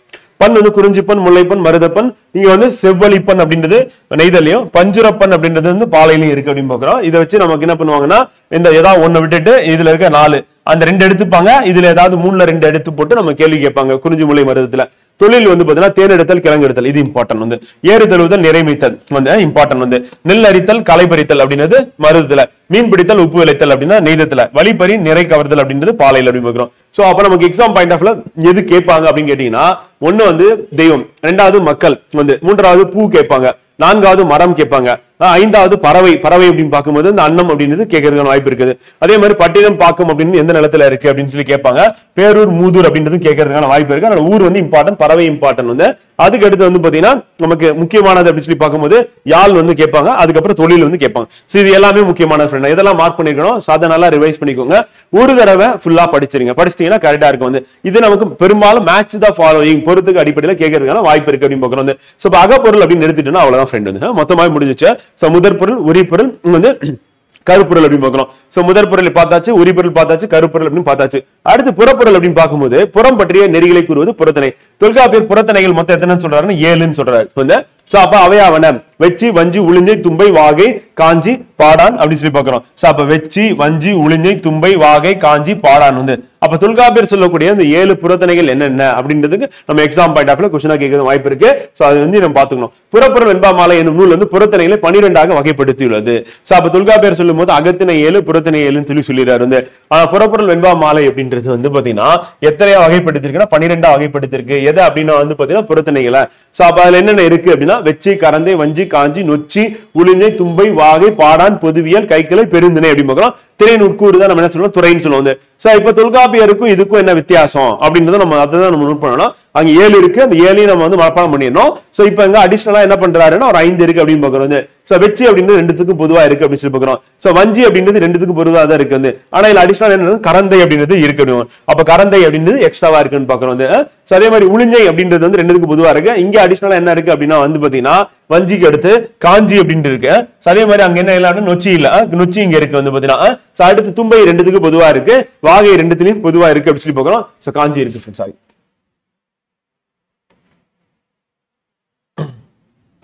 நம்ம இடம் மாறி இருக்கு. பாடான் அப்படின்றது 2த்துலயும் பொதுவா இருக்குன்னு சொல்றோம். சோ அப்ப தும்பை வாகை காஞ்சி பாடான் அப்படின்னு வருது. இங்க என்ன இருக்குன்னா பொதுவியல் இருக்கு, கைக்கிளை இருக்கு, பெருந்திணை இருக்கு அப்படின்னு சொல்றோம். சோ அப்ப இங்க என்ன பண்ணிட்டாரு அப்படின்னா வந்து புறப்பொருள் வெண்பா மாலையில கைக்கிளையும் பெருந்திணை என்ன பண்ணிட்டாங்க அப்படின்னா எடுத்துட்டு வச்சுட்டாங்க அப்படின்னா புறப்பொருள் வச்சுட்டாங்க. ஆனா கைக்கிளை பெருந்திணை அப்படின்றது எங்க வச்சிருந்தாரு அப்படின்னா வந்து தொல்காப்பியர் வந்து பாத்தீங்கன்னா ஒருதலை காமம் பொருதா காமம் அப்படின்றது வந்து பாத்தீங்கன்னா நமக்கு அகத்திணையில வச்சிருந்தாரு வந்து. அப்ப வெச்சி கரந்தை வஞ்சி காஞ்சி நொச்சி உளிஞ்சை தும்பை வாகை பாடான் பொதுவியல் கைக்கிளை பெருந்திணை அப்படின்றது புறப்பொருள் வெண்பா மாலையில 12ஆக சொல்லியிருக்காங்க அப்படின்னு பாக்குறோம். அப்ப இதுல சொல்லியிருக்கிற 5 அப்படின்றது வந்து பாத்தீங்கன்னா கரந்தை நொச்சி பொதுவியல் கைக்கிளை பெருந்திணை. இந்த 5ம் வந்து எதுல இல்ல அப்படின்னா தொல்காப்பியோட புறப்பொருள் இல்ல அப்படின்னு பாக்குறோம். சோ அதுதான் இதுல வேறுபாடு. அதே மாதிரி கைக்கிளை பெருந்திணை அப்படின்னு தொல்காப்பியர் என்ன பண்ணிட்டாரு, எடுத்துட்டு போயிட்டு அகப்பொருளை வச்சுட்டாரு அப்படின்னு பாக்குறோம். அவர் பிரிக்கும்போது சமமா பிரிச்சுட்டாரு வந்து பாத்தீங்கன்னா. சோ அகப்பொருள் 7 புறப்பொருள் 7ன்னு சொல்லிட்டு இவர் என்ன பண்ணிட்டாரு அப்படின்னா வந்து பாத்தீங்கன்னா வந்து புறப்பொருள் வெண்பா மாலையில வந்து பாத்தீங்கன்னா புறப்பொருள் வந்து 12 ஆக்கிட்டாங்க. புறப்பொருள் எனப்படுவது வாழ்க்கைக்கு துணை புரியும் கல்வி செல்வம் புகழ் வீரம் அரசியல் முதலே பொருளை பற்றியது. நம்ம ஏற்கனவே பார்த்தோம் என்ன பார்த்தோம்னா புகழ் வீரம் அப்படின்னு பார்த்தோம். சாரி வீரம் அப்படின்னு பார்த்தோம். வீரம் போர் வெற்றி அப்படின்னு பார்த்தோம். வந்து சிப்ப இங்க என்ன சொல்றாங்கன்னா கல்வி செல்வம் வந்து புகழ் வீரம் அரசியல் அப்படின்னு சொல்லி சொல்றாங்க. அப்ப இது எல்லாமே நமக்கு இம்பார்ட்டன்ட். அகப்பொருள் வாழ்வியல் எனில் புறப்பொருள் உலகியல் ஆகும். புறப்பற்றிய நெறிகளை கூறுவது புறத்தனை. அப்ப அகப்பொருள் வந்து வாழ்வியல்னா புறப்பொருளுக்கு என்ன சொல்றோம்னா உலகியல் சொல்றோம். அப்ப உலகியலும் உலகத்தை பத்தி சொல்லக்கூடியதா வந்து இருக்கு. அப்ப அக வாழ்க்கையை பத்தி சொல்றது, குடும்பத்துக்குள்ள தலைவன் தலைவி எப்படி இருக்காங்க எப்படி வாழ்ந்தாங்க அப்படின்னு சொல்லி சொல்றது அகப்பொருள் வந்து. மொத்தமா அந்த நாட்டை பத்தி சொல்றது உலகத்தை பத்தி சொல்றதுன்னா அது புறப்பொருள் உலகியல் அப்படின்னு சொல்றோம். இப்ப வெற்றி அப்படின்னும் போது அதுல புறப்பொருளை என்ன பண்ணுவாங்க, வெற்றி திணை எதுக்காக அப்படின்னு பார்ப்போங்க. நம்ம இதுக்கு முன்னாடி குறிஞ்சி திணை முல்லை மருதம் நெய்தல் பாலை அப்படின்னு பார்க்கும்போது அதுல வந்து முதற் உரி கரி பொருள் கருப்பொருள் அப்படின்னு சொல்லிட்டு மொத்தம் 3ஆ பிரிச்சு நம்ம பார்த்துட்டோம் என்னென்னு. இதெல்லாம் செயல் படைப்பதற்கு அது வந்து தேவை. இங்க வெற்றி திணையில் என்ன நடக்கும் அப்படின்னா மக்கள் சிறு குழுக்களாக வாழ்ந்த காலத்தில் இறைகளை சொத்தாக கருதணும். இப்ப பசு அப்படின்னாவே செல்வம் அப்படின்னு சொல்லி சொல்லுவாங்க. பெற்றம் பசு அப்படின்னா செல்வம் அப்படின்னு பாக்குறோம். சோ அப்ப என்னன்னா மக்களுக்கு வந்து உழவு தொழிலுக்கு முக்கியமானதா என்ன கருதப்பட்டது அப்படின்னா வந்து பாத்தீங்கன்னா பசுமாடுன்னு சொல்லும் போது பசுமாடு கன்றினும் அது காலமாடா இருந்ததுன்னா அது என்ன பண்ணுவாங்க உழுதலுக்கு பயன்படுத்துவாங்க வந்து. அதே மாதிரி பசுமாடுன்னா பால் கறக்கிறதுக்கு பயன்படுத்துவாங்க வந்து. சோ அப்ப ஆக மொத்தத்துல வந்து பாத்தீங்கன்னா மாடுகளை வந்து பாத்தீங்கன்னா செல்வமாக கருதப்பட்ட காலம் என்ன அப்படின்னா சங்க காலம் அப்படின்னு பாக்குறது. அப்ப சங்க காலத்துல வந்து மக்கள் வந்து பாத்தீங்கன்னா அவனுடைய வாழ்வியல் அப்படின்னு எது தொடர்புடையதா இருக்கு அப்படின்னா என்னது பசுக்கள் மாடுகளை தொடர்புடையதா இருக்கு. அப்போ ஒரு குழுவினர் வந்து மற்றொரு குழுவினர் ஆண் இரைகளை கவர்தல் அப்படின்னு வழக்கமாக இருந்தது. அப்ப ஆண் இரைகளை கவர்ந்து வர வெச்சி பூவனை சூடி கொண்டு செல்வர். எனவே ஆண் இரை கவர்தல் வெச்சி திணையாகும். அப்ப சிம்பிளா சொல்லணும் அப்படின்னா வந்து ஆண் இரை கவர்தல் அப்படின்னா வந்து அவ்வளவு முடிஞ்சிச்சு. எதுனா வெச்சி, அவ்வளவு. மத்தெல்லாம் கதை தான். நமக்கு தேவை வெச்சிக்கு கீவேர்டு என்ன, முக்கியமான கீவேர்டு என்ன, ஆண் இரை கவர்தல், ரெண்டே வார்த்தை தான் முடிஞ்சிச்சு. அவ்வளவு, அதான் ஆன்சர் வந்து. அப்ப அந்த வெச்சி ஆண் இரை கவரும் போது அவங்க என்ன பூவை சூடுவாங்க, வெச்சி பூ சூடுவாங்க. அது வெச்சி பூ அப்படின்றது என்னன்னா இப்ப இட்லி பூ என்று அழைக்கப்படுகிறது. அவ்வளவு முடிஞ்சு வந்து என்ன கலர்ல இருந்தது அப்படின்னா சிவந்த நிறங்கள்ல இருக்கு. அப்ப சிவந்த நிறமுடைய வந்து என்ன பண்றாங்க, வெச்சி பூவை சூடிட்டு போனாங்க அப்படின்னு என்ன அர்த்தம்னா போயிட்டு என்ன பண்ண போறாங்க, ஆண் இரையில கவர்ந்துட்டு வரப்போறாங்க, கொள்ளையடிச்சுட்டு வரப்போறாங்க, பசுமாடு காளமாடு மாடு எல்லாம் ஓட்டிட்டு வரப்போறாங்க அப்படின்னு பாக்குறோம். இப்ப கரந்தை அப்படின்றது என்ன அப்படின்னா வந்து பாத்தீங்கன்னா கரந்தை திணை அப்படின்னும் போது கவர்ந்து செல்லப்பட்ட தம் ஆண் இரைகளை மக்கள் மீட்க செல்வது. அப்ப ஆண் இரைகளை மீட்டல் அப்படின்னு பாக்குறோம். அதுதான் என்ன அப்படின்னா வந்து பாத்தீங்கன்னா கரந்தை திணை. அப்ப ஆண் இரைகளை மீட்க செல்வார் அப்படின்னு பாக்குறோம். ஆண் இரைகளை மீட்க செல்லும். அப்ப கவர்ந்துட்டு போனதை மீட்டுட்டு வர்றது அப்படின்னு மீட்க செல்லுது அப்படின்னா கரந்தை அப்படின்னு பாக்குறோம். அப்ப கரந்தை அப்படின்றது என்ன அப்படின்னா வந்து சிறிய செடி நறுமணம் மிக்கது, செம்மை நீலம் இளஞ்சிவப்பு நீலம் கலந்த சிவப்பு ஆகிய நிறங்களில் பூக்கின்றது. இதனை கொட்டை கரந்தை என்றும் கூறுவார். அப்ப என்னுடைய நிறம் என்ன அப்படின்னா செம்மை நீலம் இளஞ்சிவப்பு நீலம் கலந்த சிவப்பு. இதுதான் என்னுடைய நிறம் அப்படின்னு பாக்குறோம். சிறிய செடியா இருக்கும் வந்து பாத்தீங்கன்னா கொத்தாக பூக்கக்கூடியது, சிறிய செடி நறுமணம் மிக்கது அப்படின்னு பாக்குறோம். அப்ப என்ன கரந்தை பூ சூடிட்டு போவாங்க அப்படின்னு அது கொட்டை கரந்தை என்று அழைக்கப்படுகிறது. அடுத்து வஞ்சி அப்படின்னும் போது என்ன ஆகுதுன்னா மண் நாடு சொத்தாக மாறிய காலத்தில் வந்து ஃபர்ஸ்ட் வந்து பாத்தீங்கன்னா ஆண் இரைக்காக போர் நடக்குது. அப்ப வெச்சினா போய் கவர்ந்துட்டு வர்றது, கரந்தை என்ன மீட்கிறது. அப்ப ரெண்டு பேரும் பூவை சூடிட்டு போவாங்க அப்படின்னு பாக்குறோம். வஞ்சி அப்படின்னு வரும்போது என்ன மண்ணை கவர்தல் போராயிற்று. அப்ப மண்ணை கவருது. அப்ப மண்ணாசை காரணமா பகை நாட்டை கைப்பற்ற கருதி வஞ்சி பூவை சூடி போருக்கு செல்வது. அப்ப மண்ணை வந்து கவரணும். அப்ப என்ன பண்ணணும், போருக்கு போகணும். அப்ப வஞ்சி பூவை சூடி போருக்கு செல்வது அப்படின்னு பாக்கணும். போருக்கு புறப்பட்டு செல்றதா வஞ்சி திணை அப்படின்னு பாக்கணும். வஞ்சி பூ அப்படின்றது எப்படி இருக்கும் அப்படின்னா வந்து பாத்தீங்கன்னா வெள்ளிய பஞ்சு போன்ற அந்த நுண்மையர் அடர்ந்துள்ள அது வஞ்சி அப்படி பளபளப்பான மெல்லிய பூவின் இதழ்களில் வெள்ளி பஞ்சு போன்ற நுண்மையர் அடர்ந்துள்ளது. அப்ப மெல்லிய பூவின் இதழ்கள்ல வந்து என்னன்னா வெள்ளி பஞ்சு மாதிரி இருக்கும் அப்படின்னு பாக்கலாம். இதுதான் வஞ்சி. காஞ்சி அப்படின்னும் போது என்னன்னா இப்ப கைப்பற்ற வந்த பகை நாட்டு மன்னன் இருக்கால, தன்னுடைய நாட்டை கைப்பற்றதுக்காக பகை நாட்டு மன்னன் வந்திருக்கான் அப்படின்னா அவனை எதிர்த்து போரிடுறது அப்படின்னு பாக்குறோம். அப்ப காஞ்சி பூ அப்படின்றது என்னன்னா எதிர்த்து போரிடல் அப்படின்னு பாக்குறோம். அப்ப எதிர்த்து போரிட்டாங்க அப்படின்னா காஞ்சி திணை அப்படின்னு பாக்குறோம். இந்த காஞ்சி பூக்கள் அப்படின்றது எப்படி இருக்கும் அப்படின்னா வந்து பாத்தீங்கன்னா கொத்து கொத்தாக பூக்கக்கூடியது, நீல நிற மலர்கள் கொண்ட அழகான மனம் உள்ளத காஞ்சி. காஞ்சி அப்படின்னு ஏற்கனவே பார்த்தோம், மருத நிலத்துக்குரிய மலர் அப்படின்னு பார்த்தோம். அப்ப காஞ்சி பூவை சூடி என்ன பண்ணுவாங்க, அவங்க எதிர்த்து போரிட்டாங்க அப்படின்னா காஞ்சி பூவை சுடுவாங்க. போரிட போனாங்க அப்படின்னா வந்து பாத்தீங்கன்னா அதுக்கு முன்னாடி இருக்கக்கூடிய வஞ்சி பூவை சுடுவாங்க. அப்ப வஞ்சினா போரிட போறதுக்கு சுடுவாங்க. அதே காஞ்சி அப்படின்னா வந்து எதிர்த்து போரிட சுடுவாங்க அப்படின்னு பாக்குறோம். நொச்சி அப்படின்றது என்னன்னா மண்ணை காக்க கோட்டைகள் கட்டப்பட்டன. கோட்டையை காத்தல் வேண்டி உள்ளிருந்து முற்றுகையிட்ட பகை அரசனோடு நொச்சி பூவை சூடி போரிடுவது நொச்சி திணை வந்து.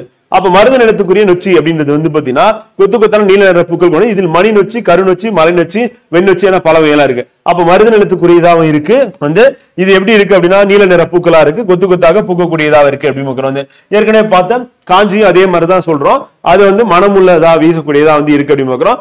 இது வந்து பாத்தீங்கன்னா கொத்து கொத்தாக பூக்கக்கூடிய நீல நிற பூவா வந்து இருக்கு. இப்ப நொச்சிக்கு ஒளிஞ்சுக்கு என்ன வித்தியாசம் அப்படின்னா இப்ப என்னன்னா அதாவது மாற்றரசன் கோட்டையை கைப்பற்றினா உளிஞ்சை பூவை சூடி தன் வீரர்களுடன் அதனை சுற்றி வளைத்தல் வந்து உளிஞ்சை திணை. ஆனா இது என்னன்னா கோட்டையை காத்தல் வேண்டி உள்ளிருந்தே முற்றுகையிட்ட பகையரசனோட நொச்சி பூவை சூடி போரிடுவது. அப்ப கோட்டையை காத்தல் வேண்டி வந்து உள்ளிருந்தே முற்றுகையிட்ட பகையரசனோடு அப்ப கோட்டையை காப்பாற்றுறதுக்காக உள்ளிருந்து சண்டை போட்டாங்கன்னா அது வந்து நொச்சி வந்து. உளிஞ்சை அப்படின்னும் போது என்னன்னா மாற்றரசன் கோட்டையை கைப்பற்ற உளிஞ்சை பூவை சுடி அதை சுற்றி வளைத்தல். அப்ப கோட்டையை சுற்றி வளைக்கிறது அப்படின்றது நம்ம என்ன சொல்லலாம் அப்படின்னா வந்து நம்ம உளிஞ்சை அப்படின்னு சொல்லுவோம். அப்ப உளிஞ்சை அப்படின்னு கோட்டையை சுற்றி வளைக்கக்கூடியது அப்படின்னு பாக்குறோம். இது எந்த பூ எப்படி இருக்கும் அப்படின்னா உளிஞ்சை பூ அப்படின்றது சுடிட்டு தான் சண்டை போடுவாங்க அப்படின்னு பாக்குறோம். வந்து பாத்தீங்கன்னா மலர்கள் மஞ்சள் நிறத்தில் காணப்பட முடியும். இது வித்தியாசம், மற்ற பூக்களை கம்பேர் பண்ணுவோம், அதுல ஏதாவது வித்தியாசம் அந்த பாயிண்ட் மட்டும் நோட் பண்ணிட்டா கரெக்டா இருக்கும். இந்த இதான் சொல்றாங்க முடக்கத்தான் என்ற கூறுகின்றன. முடக்கத்தான் சொல்லி சொல்றது வந்து பாத்தீங்கன்னா மஞ்சள் நிறத்துல பூக்கக்கூடிய பூ, அதுதான் உளிஞ்சை வந்து கோட்டையை வந்து என்னது வளைத்து சுற்றி வந்து போரிடல். கோட்டைக்குள்ள இருந்து போரிட்டாங்க அப்படின்னா வந்து நொச்சி, கோட்டையை வளைக்கிறது அப்படின்னா உளிஞ்சை அடிவாங்க. தும்பை அப்படின்றது என்னன்னா பகை வந்து இருவரும் வலிமையே பெரிது என நிலைநாட்ட தம்பியர்களுடன் தும்பை பூவை சுடி போர்க்களத்தில் ஒருவரோட பண்ணும். அப்ப போர்க்களத்துல போயிட்டு ஒருவரோடு போரிட்டாங்க அப்படின்னா அது வந்து தும்பை பூ வந்து தும்பை அப்படின்றது. அடுத்து வந்து பாத்தீங்கன்னா போரிடணும் அவர்கள் இருவரும் தும்பை பூவை சூடுகின்றனர் அப்படின்னு பாக்குறோம். இந்நிகழ்வு வந்து பாத்தீங்கன்னா ஆணிரை கவர்ல இருந்து ஆரம்பிச்சு மண்ணை வந்து பாத்தீங்கன்னா மண்ணை கவர்வது வரையும் வந்து நாட்டை கவர்வது வரையும் இருக்கு அப்படின்னு பாக்குறோம்.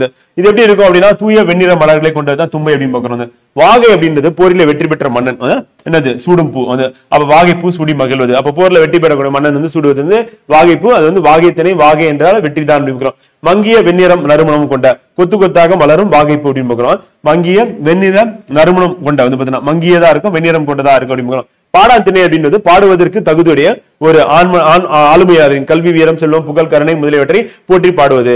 அப்ப ஆண்மகனுடைய என்னன்னா போரில் வெற்றி பெற்ற அரசனை பத்தி பாடுறது அப்படின்னு. அப்ப ஆளுமையாரின் கல்வி வீரம் செல்வம் புகழை பத்தி பாடுவதற்காக ஏற்றப்பட்டதா பாடான் திணை வைக்கிறோம். மேல எதெல்லாம் சொல்லலையோ அதெல்லாம் இங்க சேர்த்து இங்க மொத்தமா சொல்லிவிடணும். பாடான் திணை பாடு கூட்டல் ஆண் கூட்டல் திணை அப்படின்னு பாக்குறோம். சோ அதுதான் வந்து பாடான் திணை அப்படின்னு பாக்குறோம். போரை மட்டும் சொல்லாது பிற மாண்புகளையும் இது பாடுகிறது அப்படின்னு பாக்குறோம். பொதுவியல் அப்படின்னு போது வெற்றி முதல் பாடான் வரை உள்ள புறத்தினையில் பொதுவானவற்றை அவற்றில் கூறப்படாதவற்றை கூறுவது. அப்ப பொதுவானதையும் இதுக்கு மேல சொல்லாததையும் சொல்றது வந்து பாத்தீங்கன்னா கூறப்படாததை கூறுவதுதான் என்னன்னா பொதுவியல் திணை அப்படின்னு பாக்குறோம். கைக்கிலே நம்ம ஏற்கனவே வந்து தொல்காப்பியரை ஒருதலை காமம் சொல்லியிருந்தாரு. பொருந்தனை அப்படின்னு பொருந்தா காமத்தை குறிக்கிறது அப்படின்னு பாக்குறோம். சோ அவ்வளவுதான். இப்ப நான் எதை அண்டர்லைன் பண்ணணும் அதுதான் கீவேர்டு. சோ அந்த கீவேர்டை வந்து நீங்க ரிவிஷன் பண்ணிட்டீங்க அப்படின்னா என்ன ஆகும்னா எக்ஸாம்ல கொஸ்டின் கேட்கும்போது அதுதான் உங்களுக்கு ஆன்சரா வரும். அந்த ஆன்சரை நீங்க கரெக்டா ஆன்சர் அதை நீங்க ரீகால் பண்ணி கரெக்டா அங்க வந்து பாத்தீங்கன்னா மார்க் பண்ணி ஷேர் பண்ணிட்டு வந்துடலாம் ஃப்ரெண்ட். ஓகேவா?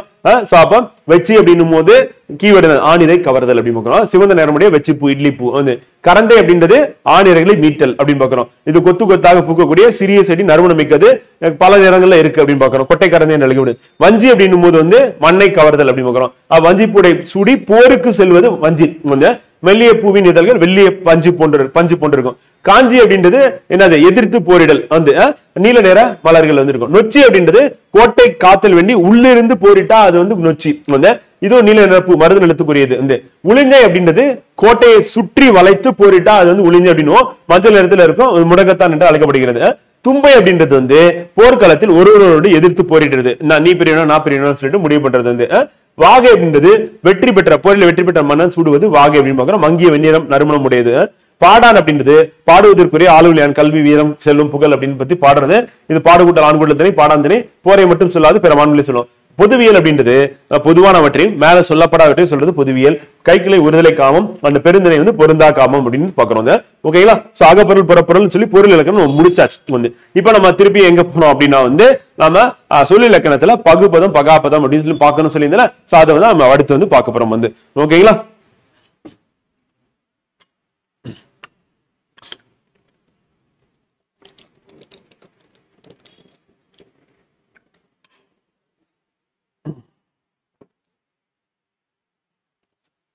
ஓகே.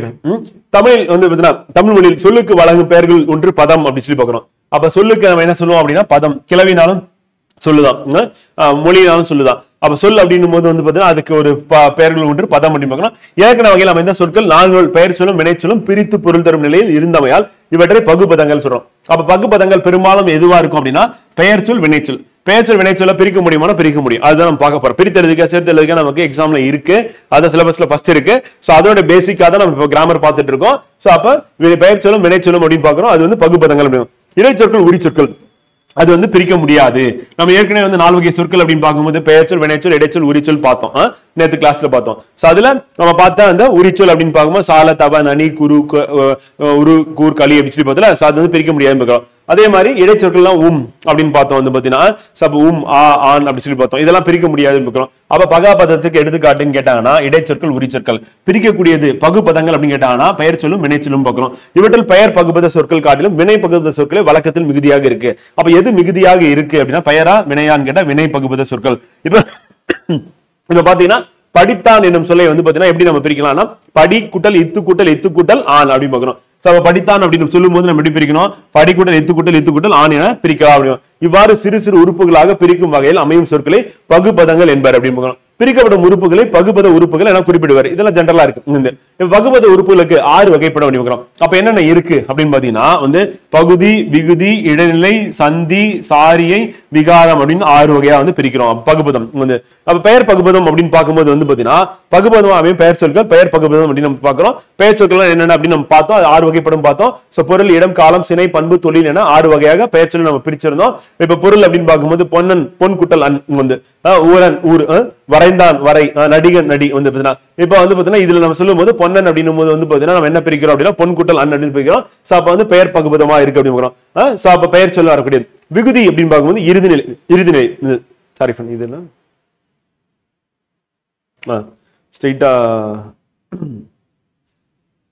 இந்த எடுத்துக்காட்டு அப்புறம் மேலதான் போனோம். பெயர் பகுபதம் அடுத்து இங்க வந்துடும். இப்ப இடம் வந்து நாடா நாடு கூட்டல், காலம் வந்து பாத்தீங்கன்னா சித்திரையன் சித்திரை கூட்டல் அன் வந்து, சினை அப்படின்னா கண்ணன் கண் கூட்டல் அன் வந்து, பண்பு அப்படின்னா இனியன் இனிமை கூட்டல் அன் வந்து, தொழில் வந்து உழவன் உழவு கூட்டல் அன் வந்து. சோ இங்க பாக்குறது எல்லாமே வந்து பாத்தீங்கன்னா பெயர் தான். அந்த பெயர் சொல்ல 6 வகையா நம்ம பிரிக்கும் போது வந்து பாத்தீங்கன்னா என்னென்ன இருக்கு அப்படின்னும் போது நம்ம பெயர் அப்படின்னு எடுத்துக்கும் போது பொருள் அப்படின்னு பிரிச்சோம் அப்படின்னா வந்து பாத்தீங்கன்னா பொன்னன் அப்படின்னு பொன் கூட்டல் அன் வந்து பொருட்பெயரா வந்து இருக்கு அப்படி சொல்லி பாக்குறோம். இடப்பெயர் அப்படின்னா நாடான் அப்படின்னு நாடு கூட்டல் அன் வந்து, காலம் வந்து சித்திரை காலப்பெயர் வந்து சித்திரையான் அப்படின்னும் சித்திரை கூட்டல் அன் வந்து, அது சினை பெயர் அப்படின்னும் போது கண்ணன் அப்படின்னும் போது கண்ணை குறிக்கணும் கண் கூட்டல் அன் வந்து, பண்பு பெயர் அப்படின்னு இனியன்னா இனிமை கூட்டல் அன் வந்து, தொழில் அப்படின்னா உழவனா உழவு கூட்டல் அன் அப்படின்னு பாக்குறோம். சோ அப்ப நம்ம பெயர் சொல்ல வந்து பிரிக்க முடியும் அப்படின்னு பாக்குறோம். எப்படி பிரிச்சிருக்கோம் அப்படின்னு சொல்லிட்டு இதை நம்ம ரீட் பண்ணா இதான் நமக்கு எக்ஸாம்ல கொஸ்டின் கேட்டாங்க அப்படின்னா நம்ம கரெக்டா ஆன்சர் பண்ணிடலாம். அடுத்து பெயர் பகுபதம் அப்படின்னு பார்த்தோம். வினை பகுபதம். வினை பகுபதம் அப்படின்னு பார்க்கும்போது பகுபதமாக அமையும் வினை சொற்கள் வினை பகுபதம். இப்ப உண்கின்றான் அப்படின்னும் போது எப்படி பிரிக்கலாம்? உண்ணு குட்டல் கின்று குட்டல் ஆன் அப்படின்னு பாக்குறோம். அதான் உண்கின்றான் அப்படின்னு பாக்குறோம். பிரித்து எழுதுக. சோ அப்ப உண்ணு கிட்டல் கின்று குட்டல் ஆன் அப்படின்னு பாக்குறோம். அப்ப வினை பகுபதம் பெயர் பகுபதம் அப்படின்னு சொல்லிட்டு பகுபதம் அப்படின்னு பார்த்தா ரெண்டு வந்துருது. இந்த பகுபத உறுப்புகள் அப்படின்னு பார்க்கும்போது பகுதி விகுதி வந்து பாக்குறோம். அப்புறம் சந்தி சாரியை வந்து விகாரம் அப்படின்னு பாக்குறோம். சோ இப்ப பகுதி அப்படின்னா முதல்நிலைனா சொல்லின் முதலில் நிற்கும் பகாபதமாக அமையும் வினை சொல்லின் ஏவலாகவும் பெயர் சொல்லின் அறுவகை பெயராகவும் அமையும். ஒரு சொல்லின் அடிச்சொல்லே பகுதியாகும், அதை முதல்நிலை என்று கூறுவார். அப்ப ஒரு சொல் இருக்கு, அந்த சொல்லோட முதல் பாட்டு அப்படின்றது நம்ம பிரிக்கிறோம்ல, அது வந்து என்ன சொல்றோம்னா அதுதான் வந்து பகுதி அப்படின்னா முதல்நிலை என்று கூறுவார் வந்து. அப்ப விகுதி பெறாத ஏவல் வினையாகவும் வரும். மேலும் பகுதி விகுதி என பிரிக்க இயலாததா இருக்கும். பாடினான் அப்படின்னும் போது நம்ம வினைமுற்று பாடு கூட்டல் இன் கூட்டல் ஆன் அப்படின்னா இந்த பாடு என்பது பகுதியாகும். அதே மாதிரி விகுதி பெறாத ஏவல் வினையாகவும் வருகிறது. அப்ப இது போலவே படி ஆடு செய் எழுது நட ஒரு போன்றவை பகுதியாகும் விகுதி பெறாத ஏவல் வினையாகவும் இருக்கின்றன. அப்ப பகுதினா முதல்ல வரக்கூடியது அப்படின்னு சொல்லி பார்க்கிறோம். அப்ப நம்ம பிரித்து எழுதும் போது முதல் எழுத்து தான் நம்ம என்ன சொல்றோம்னா பகுதி அப்படின்னு சொல்றது. அப்ப என்னெல்லாம் வரும் அப்படின்னா படி ஆடு செய் எழுது நட ஒரு போன்ற பகுதியாக வருது அப்படி பார்க்கிறோம். அவ விகுதி ஏதாவது இருக்கா அப்படின்னா வந்து பாத்தீங்கன்னா இல்லாம என்னது படி அப்படின்னும் போது என்னது ஏவல் வினையா வந்து இருக்கு. படினா செயலை செய்ய சொல்றாங்க. இப்ப மாணவர்களே படி என்று ஆசிரியர் சொன்னார் அப்படின்னு பார்க்கிறோம். அப்ப வந்து ஆசிரியர் படி அப்படின்னா வந்து என்ன அர்த்தம்? ஏவல், அதுல வினையா இருக்கு. வினைனா செயல், படிக்கிறது அப்படின்னு செயலை செய்ய சொல்ற. ஆடு அப்படின்னும் போது என்ன அர்த்தம்? அது வந்து அங்கேயும் வந்து ஏவலா இருக்கு. செயல் என்னது? ஆடுறது அப்படின்னு பாக்குறோம் வந்து. அப்ப செய் அப்படின்னும் போது என்ன அர்த்தம்? ஏவல் தான் வந்து கட்டளை பொருள் வருது. கட்டளை பொருள் வரும்போது செய்யினா அந்த செயலை செய்ய சொல்றது அப்படின்னு பாக்குறோம். சோ அப்ப ஏவல் வினையாக இருக்கும். பகுதி அப்படின்னு பார்க்கும்போது முதல்நிலை அப்படி சொல்லி பார்க்கணும். பிரிக்கும் போது முதல் வார்த்தையா இருக்கும். அந்த முதல் வார்த்தை எப்படி இருக்கும் அப்படின்னு பாத்தீங்க அப்படின்னா வந்து பாத்தீங்கன்னா ஏவல் வினையாகவே இருக்கின்றன அப்படின்னு பாக்குறோம். அவ்வளவுதான் முடிஞ்சுச்சு. அப்ப பகுபதத்துல வந்து வினை சொல் அப்படின்னு பார்க்கும்போது வந்து பாத்தீங்கன்னா அது என்னது? ஏவல் வினையாக இருக்கு அப்படின்னு சொல்லி பாக்குறோம் வந்து. அடுத்து வந்து மடித்தார் பார்த்தான் மகிழ்ந்தால் வந்து இதுல பார்க்கும்போது மடித்தார்னா மடி வந்து, பார்த்தார்னா பார், மகிழ் அப்படின்னு சொல்லி இவற்றில் ஆண் ஆள் தூ என்பவை விகுதிகள் ஆகும். ஆண் என்னும் விகுதி உயர்திணை ஆண்பால் ஒருமை படர்க்கை இடம் என்பவற்றையும், ஆண் என்னும் விகுதி உயர்திணை பெண்பால் ஒருமை படர்க்கை என்னும் இடம் என்பவற்றையும், தூ என்னும் விகுதி அக்ரிணை ஒன்றன் பால் படர்க்கை இடம். இதை பின்னாடி பார்க்க போறோம். இந்த நம்ம டேபிள்ல கொடுத்திருக்காங்க. சோ அந்த டேபிள்ல பார்த்தோம் அப்படின்னா உங்களுக்கு இன்னும் கிளியரா வந்து புரியறதுக்கான வாய்ப்பு இருக்கு ஃப்ரெண்ட். அடுத்து விகுதி அப்படின்னு பார்க்கும்போது ஒரு வினைமுற்று சொல்லின் இறுதியில் நின்று திணை பால் எண் இடம் ஆகியவற்றை வெளிப்படுத்தும் உறுப்புனா விகுதி வந்து. அப்ப எதை வெளிப்படுத்துது? கடைசியில இருக்கிறது, இறுதியில இருக்கிறது விகுதி. பகுதினா முதல்ல இருக்கிறது, அது என்னவா இருக்கும் அப்படின்னா வந்து ஏவல் வினையா வந்து இருக்கும் அப்படின்னு சொல்லி பாக்குறோம். அதே விகுதி அப்படின்னு பார்க்கும்போது வந்து பாத்தீங்கன்னா இறுதியில இருக்கும். இறுதியில வரும்போது கண்டிப்பா அது என்ன வெளிப்படுத்தும் அப்படின்னா என்ன திணை, உயர்திணையா அக்ரிணையா, பால் என்ன பால், ஆண் பாலா பெண் பாலா வந்து, அதே மாதிரி எண் வந்து அப்புறம் இடம் வந்து ஆகியவற்றை வெளிப்படுத்தும் உறுப்பு அப்படின்னா விகுதி. இப்ப கொடுத்தான் அப்படின்னும் போது ஆண் அப்படின்னு வந்து என்னது? இது வந்து ஆண் பாலை வந்து குறிக்குது, உயர்தனையை குறிக்குது. படித்தால் அப்படின்னும் ஆள் பெண் பாலை குறிக்குது, உயர்தனையை குறிக்குது. நடந்தது அப்படின்னும் போது தூ அப்படின்னும் போது வந்து பாத்தீங்கன்னா அக்ரிணையை குறிக்குது அப்படின்னு பாக்குறோம். சோ அப்ப அந்த விகுதியை வச்சு நம்ம என்ன பண்ணலாம் அப்படின்னா திணையை சொல்லிட முடியும் அப்படின்னு பாக்குறோம். பாலையும் சொல்லிடலாம். படித்தான்ல ஆண் பால் வினைமுற்று விகுதி வந்து ஆணா வரும். பாடுகிறாள் அப்படின்னு ஆள் பெண்பால் வினைமுற்று விகுதி. இப்ப ஆள் வந்துச்சுன்னா பெண்பாலையும், ஆண் வந்துச்சுன்னா ஆண் பாலையும் குறிக்கும். அந்த பெற்றாரா அப்படின்னும் போது ஆர் அப்படின்னும் போது என்ன ஆகுன்னா அது வந்து பலர்பால் குறிக்குது. அப்ப ஆறு வந்துச்சுன்னா பலர்பால் வினைமுற்று விகுதி. நீந்தியது அப்படின்னும் போது தூ அப்படின்னா ஒன்றன் பால் வினைமுற்று விகுதி. அப்ப தூ ரா அப்படின்னு பாக்குறோம். ஓடின அப்படின்னு நான் வந்து பாத்தீங்கன்னா பலவின் பால் அப்படின்னு பாக்குறோம் வினைமுற்று. அது வந்து அப்படின்னு வரும் வந்து. சிரிக்கிறேன் அப்படின்னு வந்து பாத்தீங்கன்னா ஏன் அப்படின்னா வந்து தன்மையில வரும் வந்து. நானே பண்றேன்னா தன்மை வந்து. அதே உண்டோம் அப்படின்னும் போது என்னன்னா தன்மை பன்மை.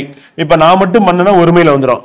நாங்க எல்லாரும் சேர்ந்து பண்ணோம் அப்படின்னா தன்மை பன்மையில வரும் வந்து செய்தாய் அப்படின்னும் போது என்னது முன்னிலை வந்து செகண்ட் பர்சனுக்கு போயிடும் வந்து அப்ப ஆய் அப்படின்னும் போது பாரீர் அப்படின்னும் போது வந்து பாத்தீங்கன்னா அங்கேயும் முன்னிலை வருது ஆனா இங்க ஒருமையில சொல்றோம் செய்தாய் அப்படின்னும் போது வந்து என்னது செகண்ட் பர்சன் சிங்கிள் பர்சனா வந்து மாறிடுது அது செகண்ட் பர்சன் ப்ளூரலா மாறுறது எங்க அப்படின்னா வந்து பாத்தீங்கன்னா முன்னிலை பன்மை அப்படின்னு பாக்குறோம் அழகிய பேசும் அப்படின்னும் போது வந்து பெயரச்ச விகுதியா இருக்கு அழகிய வந்துச்சுன்னா அது வந்து பெயரச்ச விகுதின்னு பாக்குறோம் அதே மாதிரி வினையச்ச விகுதினா உ இ அப்படின்னு வந்துச்சுன்னா இப்ப வந்து தேடி அப்படின்னு வருது உ இ வந்துச்சுன்னா வினையச்ச விகுதிகள் அப்படின்னு பாக்குறோம் காண வேங்கோல் வினைமற்று சோ இது எல்லாமே வந்து நமக்கு இங்க இருக்கிறதுல ஃப்ரெண்ட் இது வந்து நமக்கு எக்ஸாம் பாயிண்ட் ஆஃப் வியூல கிராமர்ல ரொம்ப ரொம்ப முக்கியம் அப்படின்னு பாக்குறோம் இப்ப இந்த பக்கம் எடுத்துக்காட்டு கொடுத்திருக்காங்க ஆனா அதுல முடியறது எப்படி முடியுது அப்படின்னு சொல்லிட்டு இந்த பாட்டு இது இருக்குல்ல இந்த அல் ஆன் அல் ஆர் து ஆ ஏன் அப்படின்னு போட்டுருக்குல்ல இது எல்லாமே விகுதியில வரும்போது அது என்னன்னு சொல்லிட்டு எக்ஸாக்டா வந்து நமக்கு வந்து சொல்லுதுல இந்த பாட்டு வந்து நமக்கு முக்கியம் இதுல ரொம்ப குறிப்பா சொல்லணும் அப்படின்னா வந்து பாத்தீங்கன்னா பெயரச்ச விகுதிகள் நமக்கு வந்து முக்கியம் வினையச்ச விகுதிகள் முக்கியம் வேங்கோல் முக்கியம் இதெல்லாம் நமக்கு எக்ஸாம்ல கண்டிப்பா கேட்கறதுக்கான வாய்ப்பு இருக்கு அப்படின்னு பாக்குறோம் வந்து ஓகேவா சோ இப்ப பகுதி விகுதி பார்த்தாச்சு அடுத்து வந்து இடைநிலை பகுதிக்கு விகுதிக்கும் இடையில் தோன்றும் உறுப்புக்கு தான் இடைநிலை என்று பெயர் வந்து அப்ப வினை பகுபதத்தில் வரும் இடைநிலை கால இடைநிலை எதிர்மறை இடைநிலை என இருவகைப்படும் வந்து அப்ப வினை நம்ம வினையில வந்து பகுபதம் இருக்கு பிரிக்கிறது வினையில அதுல வந்து கால இடைநிலை எதிர்மறை இடைநிலை இருக்கு பெயர் பகுபதத்துல இடைநிலை பெயர் இடைநிலை எனப்படும் வந்து அப்ப வினையில இருந்துச்சு அப்படின்னா வந்து பாத்தீங்கன்னா அதுல ரெண்டா பிரிக்கணும் கால எதிர்மறை அப்படின்னு பாக்குறோம் அதே பெயர்ல வந்துச்சு அப்படின்னா பெயர் இடைநிலை மட்டும்தான் இருக்கு அப்படின்னு பாக்குறோம் இப்ப வென்றார் அப்படின்னும் போது என்ன ஆகுதுன்னா இறந்த கால இடைநிலையா இருக்கு அப்படின்னு பாக்குறோம் அதே மாதிரி உயர்கிறான் அப்படின்னும் போது கிரு அப்படின்னு வந்து நிகழ்கால இடைநிலை வந்து புகுவான் செய்கேன் அப்படின்னும் போது வந்து இவ் ஈக்குவல் வந்துச்சுன்னு எதிர்காலம் வந்து பரிக்காதீர் அப்படின்னும் போது வந்து என்னது அப்படின்னு வருது பரிக்காதீர் அப்படின்னு வந்து அது வந்து எதிர்மறை இடைநிலையா வந்து இருக்கு வந்து மகிழ்ச்சி அறிஞன் அப்படின்னும் போது இச்சு இஞ்சு வந்துச்சுன்னா பெயர் இடைநிலைகளா வந்து இருக்கு அப்படின்னு பாக்குறோம் சோ அப்ப நம்ம இடைநிலைகள் அப்படி சொல்லி பார்க்கும்போது வந்து பாத்தீங்கன்னா அதை பிரிக்கும் போது மொத்தம் 3 இருக்கு அதுல வினை பகுபதமா இருந்தது அப்படின்னா 2 வந்துடும் 1 2 அது பெயர் பகுபதம் ஒண்ணுதான் பெயர் இடைநிலை வந்து இப்ப வென்றார் அப்படின்னும் போது வென்றார்னா முடிஞ்சது இறந்த கால இடைநிலையா வந்து இருக்கு அப்படின்னு பாக்குறோம் இறந்த கால இடைநிலை வந்து அதே மாதிரி நிகழ்காலம் உயர்கிறான் அப்படின்னும் போது வந்து பாத்தீங்கன்னா கிரு அப்படின்னு வந்துச்சுன்னா அது நிகழ்காலம் வந்து அது எதிர்கால இடைநிலை அப்படின்னும் போது வந்து பாத்தீங்கன்னா புகுவான் செய்கேன் அப்படின்னும் போது இவ் இக்கு அப்படின்னு வந்துச்சுன்னா எதிர்கால இடைநிலையா இருக்கு அப்படின்னு பாக்குறோம் சோ அப்ப இவ் இருக்கு இங்க வந்து பாத்தீங்கன்னா செய்கேன் அப்படின்னும் போது வந்து பாத்தீங்கன்னா செய்கேன் அப்படின்னு கேன் வந்து பாத்தீங்கன்னா சோ அந்த இடத்துல இக்கு அப்படின்னு வருது சோ அது மாதிரி எதிர்மறை இடைநிலையா வந்து இருக்கு அப்படின்னு பாக்குறோம் சோ பரிக்காதீர் அப்படின்னு வந்து சொல்லும் போது வந்து எதிர்கால இடைநிலை வந்து அவர் இச்சு இஞ்சு அந்த மகிழ்ச்சி அறிஞன் வந்துச்சுன்னா பெயர் இடைநிலை வந்து அப்ப பெயர் சொல்லதான் இருக்கு மகிழ்ச்சி அப்புறம் அறிஞன் அப்படின்னு பாக்குறோம் அந்த மகிழ்ச்சி அப்படின்னா என்னன்னா தன்மையை குறிக்குது வந்து அறிஞன் அப்படின்னா ஒரு நபரை வந்து குறிக்குது வந்து சோ அப்ப பெயர் இடைநிலை இது வந்து இருக்கு அப்படின்னு பாக்குறோம் நமக்கு இம்பார்ட்டன்ட் அப்படின்னு பாத்தீங்கன்னா ஃபர்ஸ்ட் பார்த்த பகுதி விகுதி அதிகமான கேள்விகள் கேட்பாங்க அப்படின்னா இடைநிலை என்னன்னு தெரிஞ்சுக்கிட்டா போதும் இங்க இருக்கிற எடுத்துக்காட்டு மட்டும் பார்த்துட்டா விட போதும் இதே அப்படியே நமக்கு தேர்வுல கேட்கறதுக்கான வாய்ப்புகள் இருக்கு அப்படின்னு பாக்குறோம் கால இடைநிலை அப்படின்னு பார்க்கும்போது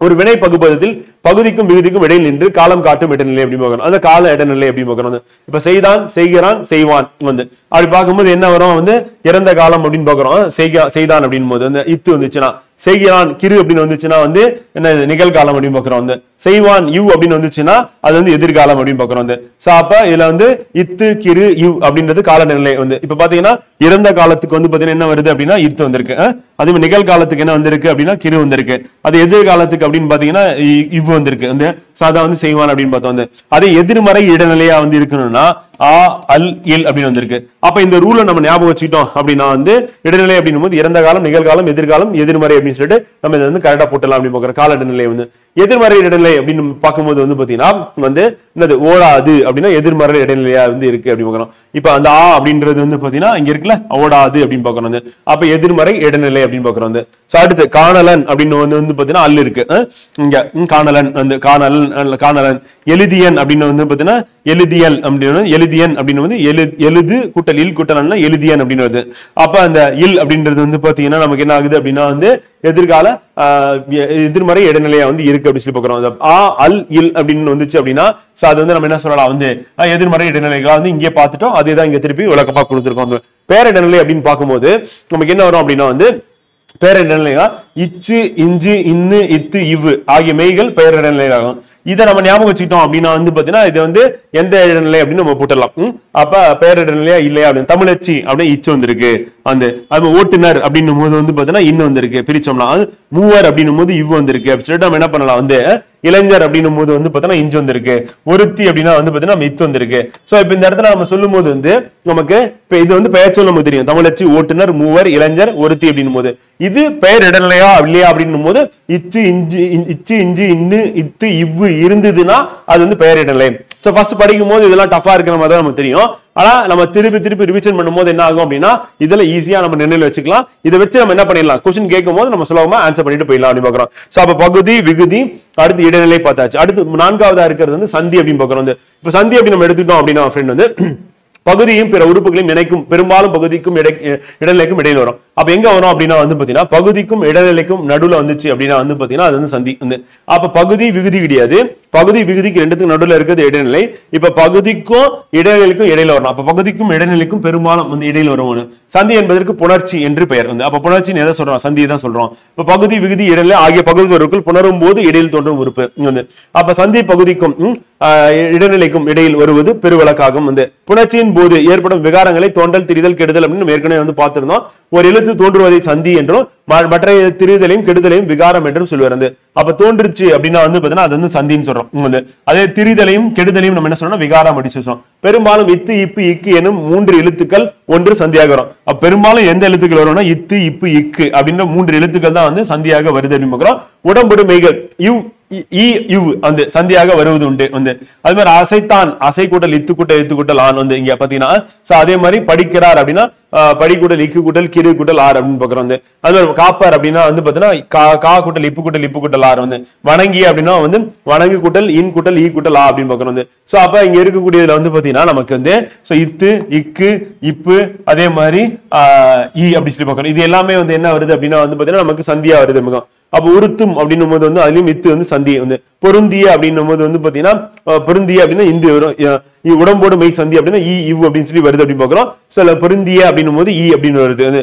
சோ அப்ப நமக்கு இங்க இருக்கக்கூடியது வந்து சந்தி அப்படின்னும் போது வந்து நம்ம என்ன ரூல்ஸ் என்ன அப்படின்னா வந்து இத்து, இப்பு, இக்கு, இவ் வந்து. சோ இது ரெண்டு நம்ம ஞாபகம் வச்சுக்கிட்டோம் அப்படின்னா வந்து பாத்தீங்கன்னா போதும் அப்படின்னு சொல்லி பாக்குறோம். அதுதான் சாரியை அப்படின்னு பார்க்கும்போது பகுதியோடு இடைநிலையும் இடைநிலையோட விகுதியும் பொருத்தமாக சார்ந்து வரும் உறுப்பு சாரியை வந்து. அப்ப பகுதியோடு இடைநிலையும் இடைநிலையோடு விகுதியும் வந்து அப்படி சேர்ந்து வந்துச்சுன்னா வந்து சாரியை. பெரும்பாலும் சாரியை இடைநிலைக்கும் விகுதிக்கும் இடையில வரும். அப்ப இடைநிலைக்கும் விகுதிக்கும் இடையில் பெரும்பாலும் வர்றது என்ன அப்படின்னு கேட்டாங்கன்னா சாரியை வந்து. அதே வந்து பகுதிக்கும் இடைநிலைக்கும் பெரும்பாலும் இடையில வந்துச்சுன்னா அது வந்து சந்தி அப்படின்னு பார்க்கிறோம். இச்சொல்லில் இடைநிலைக்கும் விகுதிக்கும் இடையில் அன் என்பதே சாரியாகும் வந்து. இப்ப எக்ஸாம்பிள் வந்து பார்த்தனன் அப்படின்னும் போது வந்து பாத்தீங்கன்னா என்னன்னா அந்த அன் அப்படின்றதா நமக்கு என்ன ஆகுதுன்னா சாரியை வந்து இருக்கு அப்படின்னு பாக்குறோம். சந்தி வர வேண்டிய இடத்தில் உயிர்மை எழுத்து வந்தால் அதனை சாரியை என்று குறிப்பிட வேண்டும் அப்படின்னு சொல்லி அது மட்டும். இச்சொல் பகுதிக்கும் விகுதிக்கும் இடையில கூ என்பதே சாரியாகும் வந்து. பகுதிக்கும் இடைநிலைக்கும் இடையில வந்துச்சுன்னா கூ அப்படின்றது வந்து சாரியா இருக்கு. இப்ப எக்ஸாம்பிள் வந்து பாத்தீங்கன்னா மேல அன் பார்த்தோம், இங்க வந்து கூ அப்படின்றது பார்த்தோம். சோ அப்ப இதெல்லாம் வந்து பாத்தீங்கன்னா நமக்கு சாரியை அப்படின்னு பார்த்தோம் அப்படின்னா வந்து பாத்தீங்கன்னா அன், ஆன், இன், அல், அற்று, இற்று, அத்து, அம், தம், நம், நும், ஏ, ஆ, உ, ஐ, கு, இன் அப்படின்றது எல்லாமே வந்து நமக்கு சாரியா வந்து இருக்கு அப்படி சொல்லி பாக்குறோம். அப்ப சாரியில இங்க நம்ம கொடுத்திருக்க இந்த 2 எடுத்துக்காட்டு கூட நம்ம ஞாபகம் வச்சுட்டு ஆட போதும். சோ இது ரெண்டும் நமக்கு வந்து இம்பார்ட்டன்ட். மத்தது கூட நமக்கு வந்து தேவையில்லை. அந்த எடுத்துக்காட்டா கூட நம்ம அப்படியே இதை கூட கொடுத்தோம். தருகுவேன் அப்படின்னும் போது இதுல வந்து சாரியை என்ன அப்படின்னு கேட்டாங்க அப்படின்னா கூ அப்படின்னு பாக்குறோம். அந்த பார்த்தனன் அப்படின்னும் போது சாரியை என்னன்னா அன் அப்படின்றது சாரியா இருக்கு அப்படின்னு பாக்குறோம். So important. அடுத்து விகாரம் வந்து. சோ விகாரம் அப்படின்னு பார்க்கும்போது நம்ம 6வதா இருக்குது பகுதி விகுதி இடைநிலை ஆகிய புணரும் போது அவற்றின் வடிவத்தில் ஏற்படும் மாற்றம்.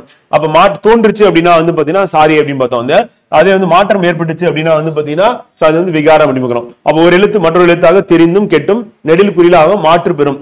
இத்தகைய மாற்றமே விகாரம் வந்து. இப்ப நின்றான் அப்படின்னா நில், இன், நில் கூட்டல் ஈர் கூட்டல் ஆன் அப்படின்னு பார்க்கிறோம். இல்ல நில் அப்படின்றது வந்து என்னும் பகுதியில் இல், இன் ஆக தெரிந்தது அப்படின்னு பாக்குறோம். சோ அப்ப நமக்கு என்ன ஆகுதுன்னா இந்த இல்லு தான் என்ன மாறுதுன்னா இங்க வந்து இன்னா வந்து மாறுது அப்படின்னு பாக்குறோம். சோ அப்ப நின்றான் அப்படின்னா இதுல நில் என்னும் பகுதி இட இல், இன் ஆக தெரிந்தது அப்படின்னு பாக்குறோம். சோ அப்ப இந்த மாதிரி மாறுச்சு அப்படின்னா வந்து அது என்ன சொல்றோம்னா விகாரம். அப்ப விகாரம் அப்படின்னா மாற்றம் விகாரம் அப்படின்னு சொல்லி பாக்குறோம். மாற்றம் பெரும் அப்படின்னு சொல்லி பாக்குறோம். என்னவா மாறும் அப்படின்னா திரியும் வந்து. எப்படி தெரியும்னா நெடில் குறிலாக மாறும் அப்படின்னு சொல்லி பாக்குறோம். அதே மாதிரி பகாபதம் அப்படின்னு எடுத்துட்டா மரம், கலனி, உன், எழுது ஆகிய சொற்களை கவனிக்கும் போது இவற்றை மேலும் சிறிய உறுப்புகளாக பிரிக்க முடியாது. அப்படி பிரிக்க முடியலன்னா அதான் சொன்ன பகாபதம். அப்ப பிரிக்க முடியாத சொல் இருந்துச்சு அப்படின்னா பகாபதம். பகுபதம் பிரிக்க முடிஞ்சது அப்படின்னு பாக்குறோம். அதுல பெரும்பாலும் வினைச்சொல் அந்த பெயர்ச்சொல் தான் நம்ம பிரிக்க முடியும் அப்படின்னு பாக்குறோம்.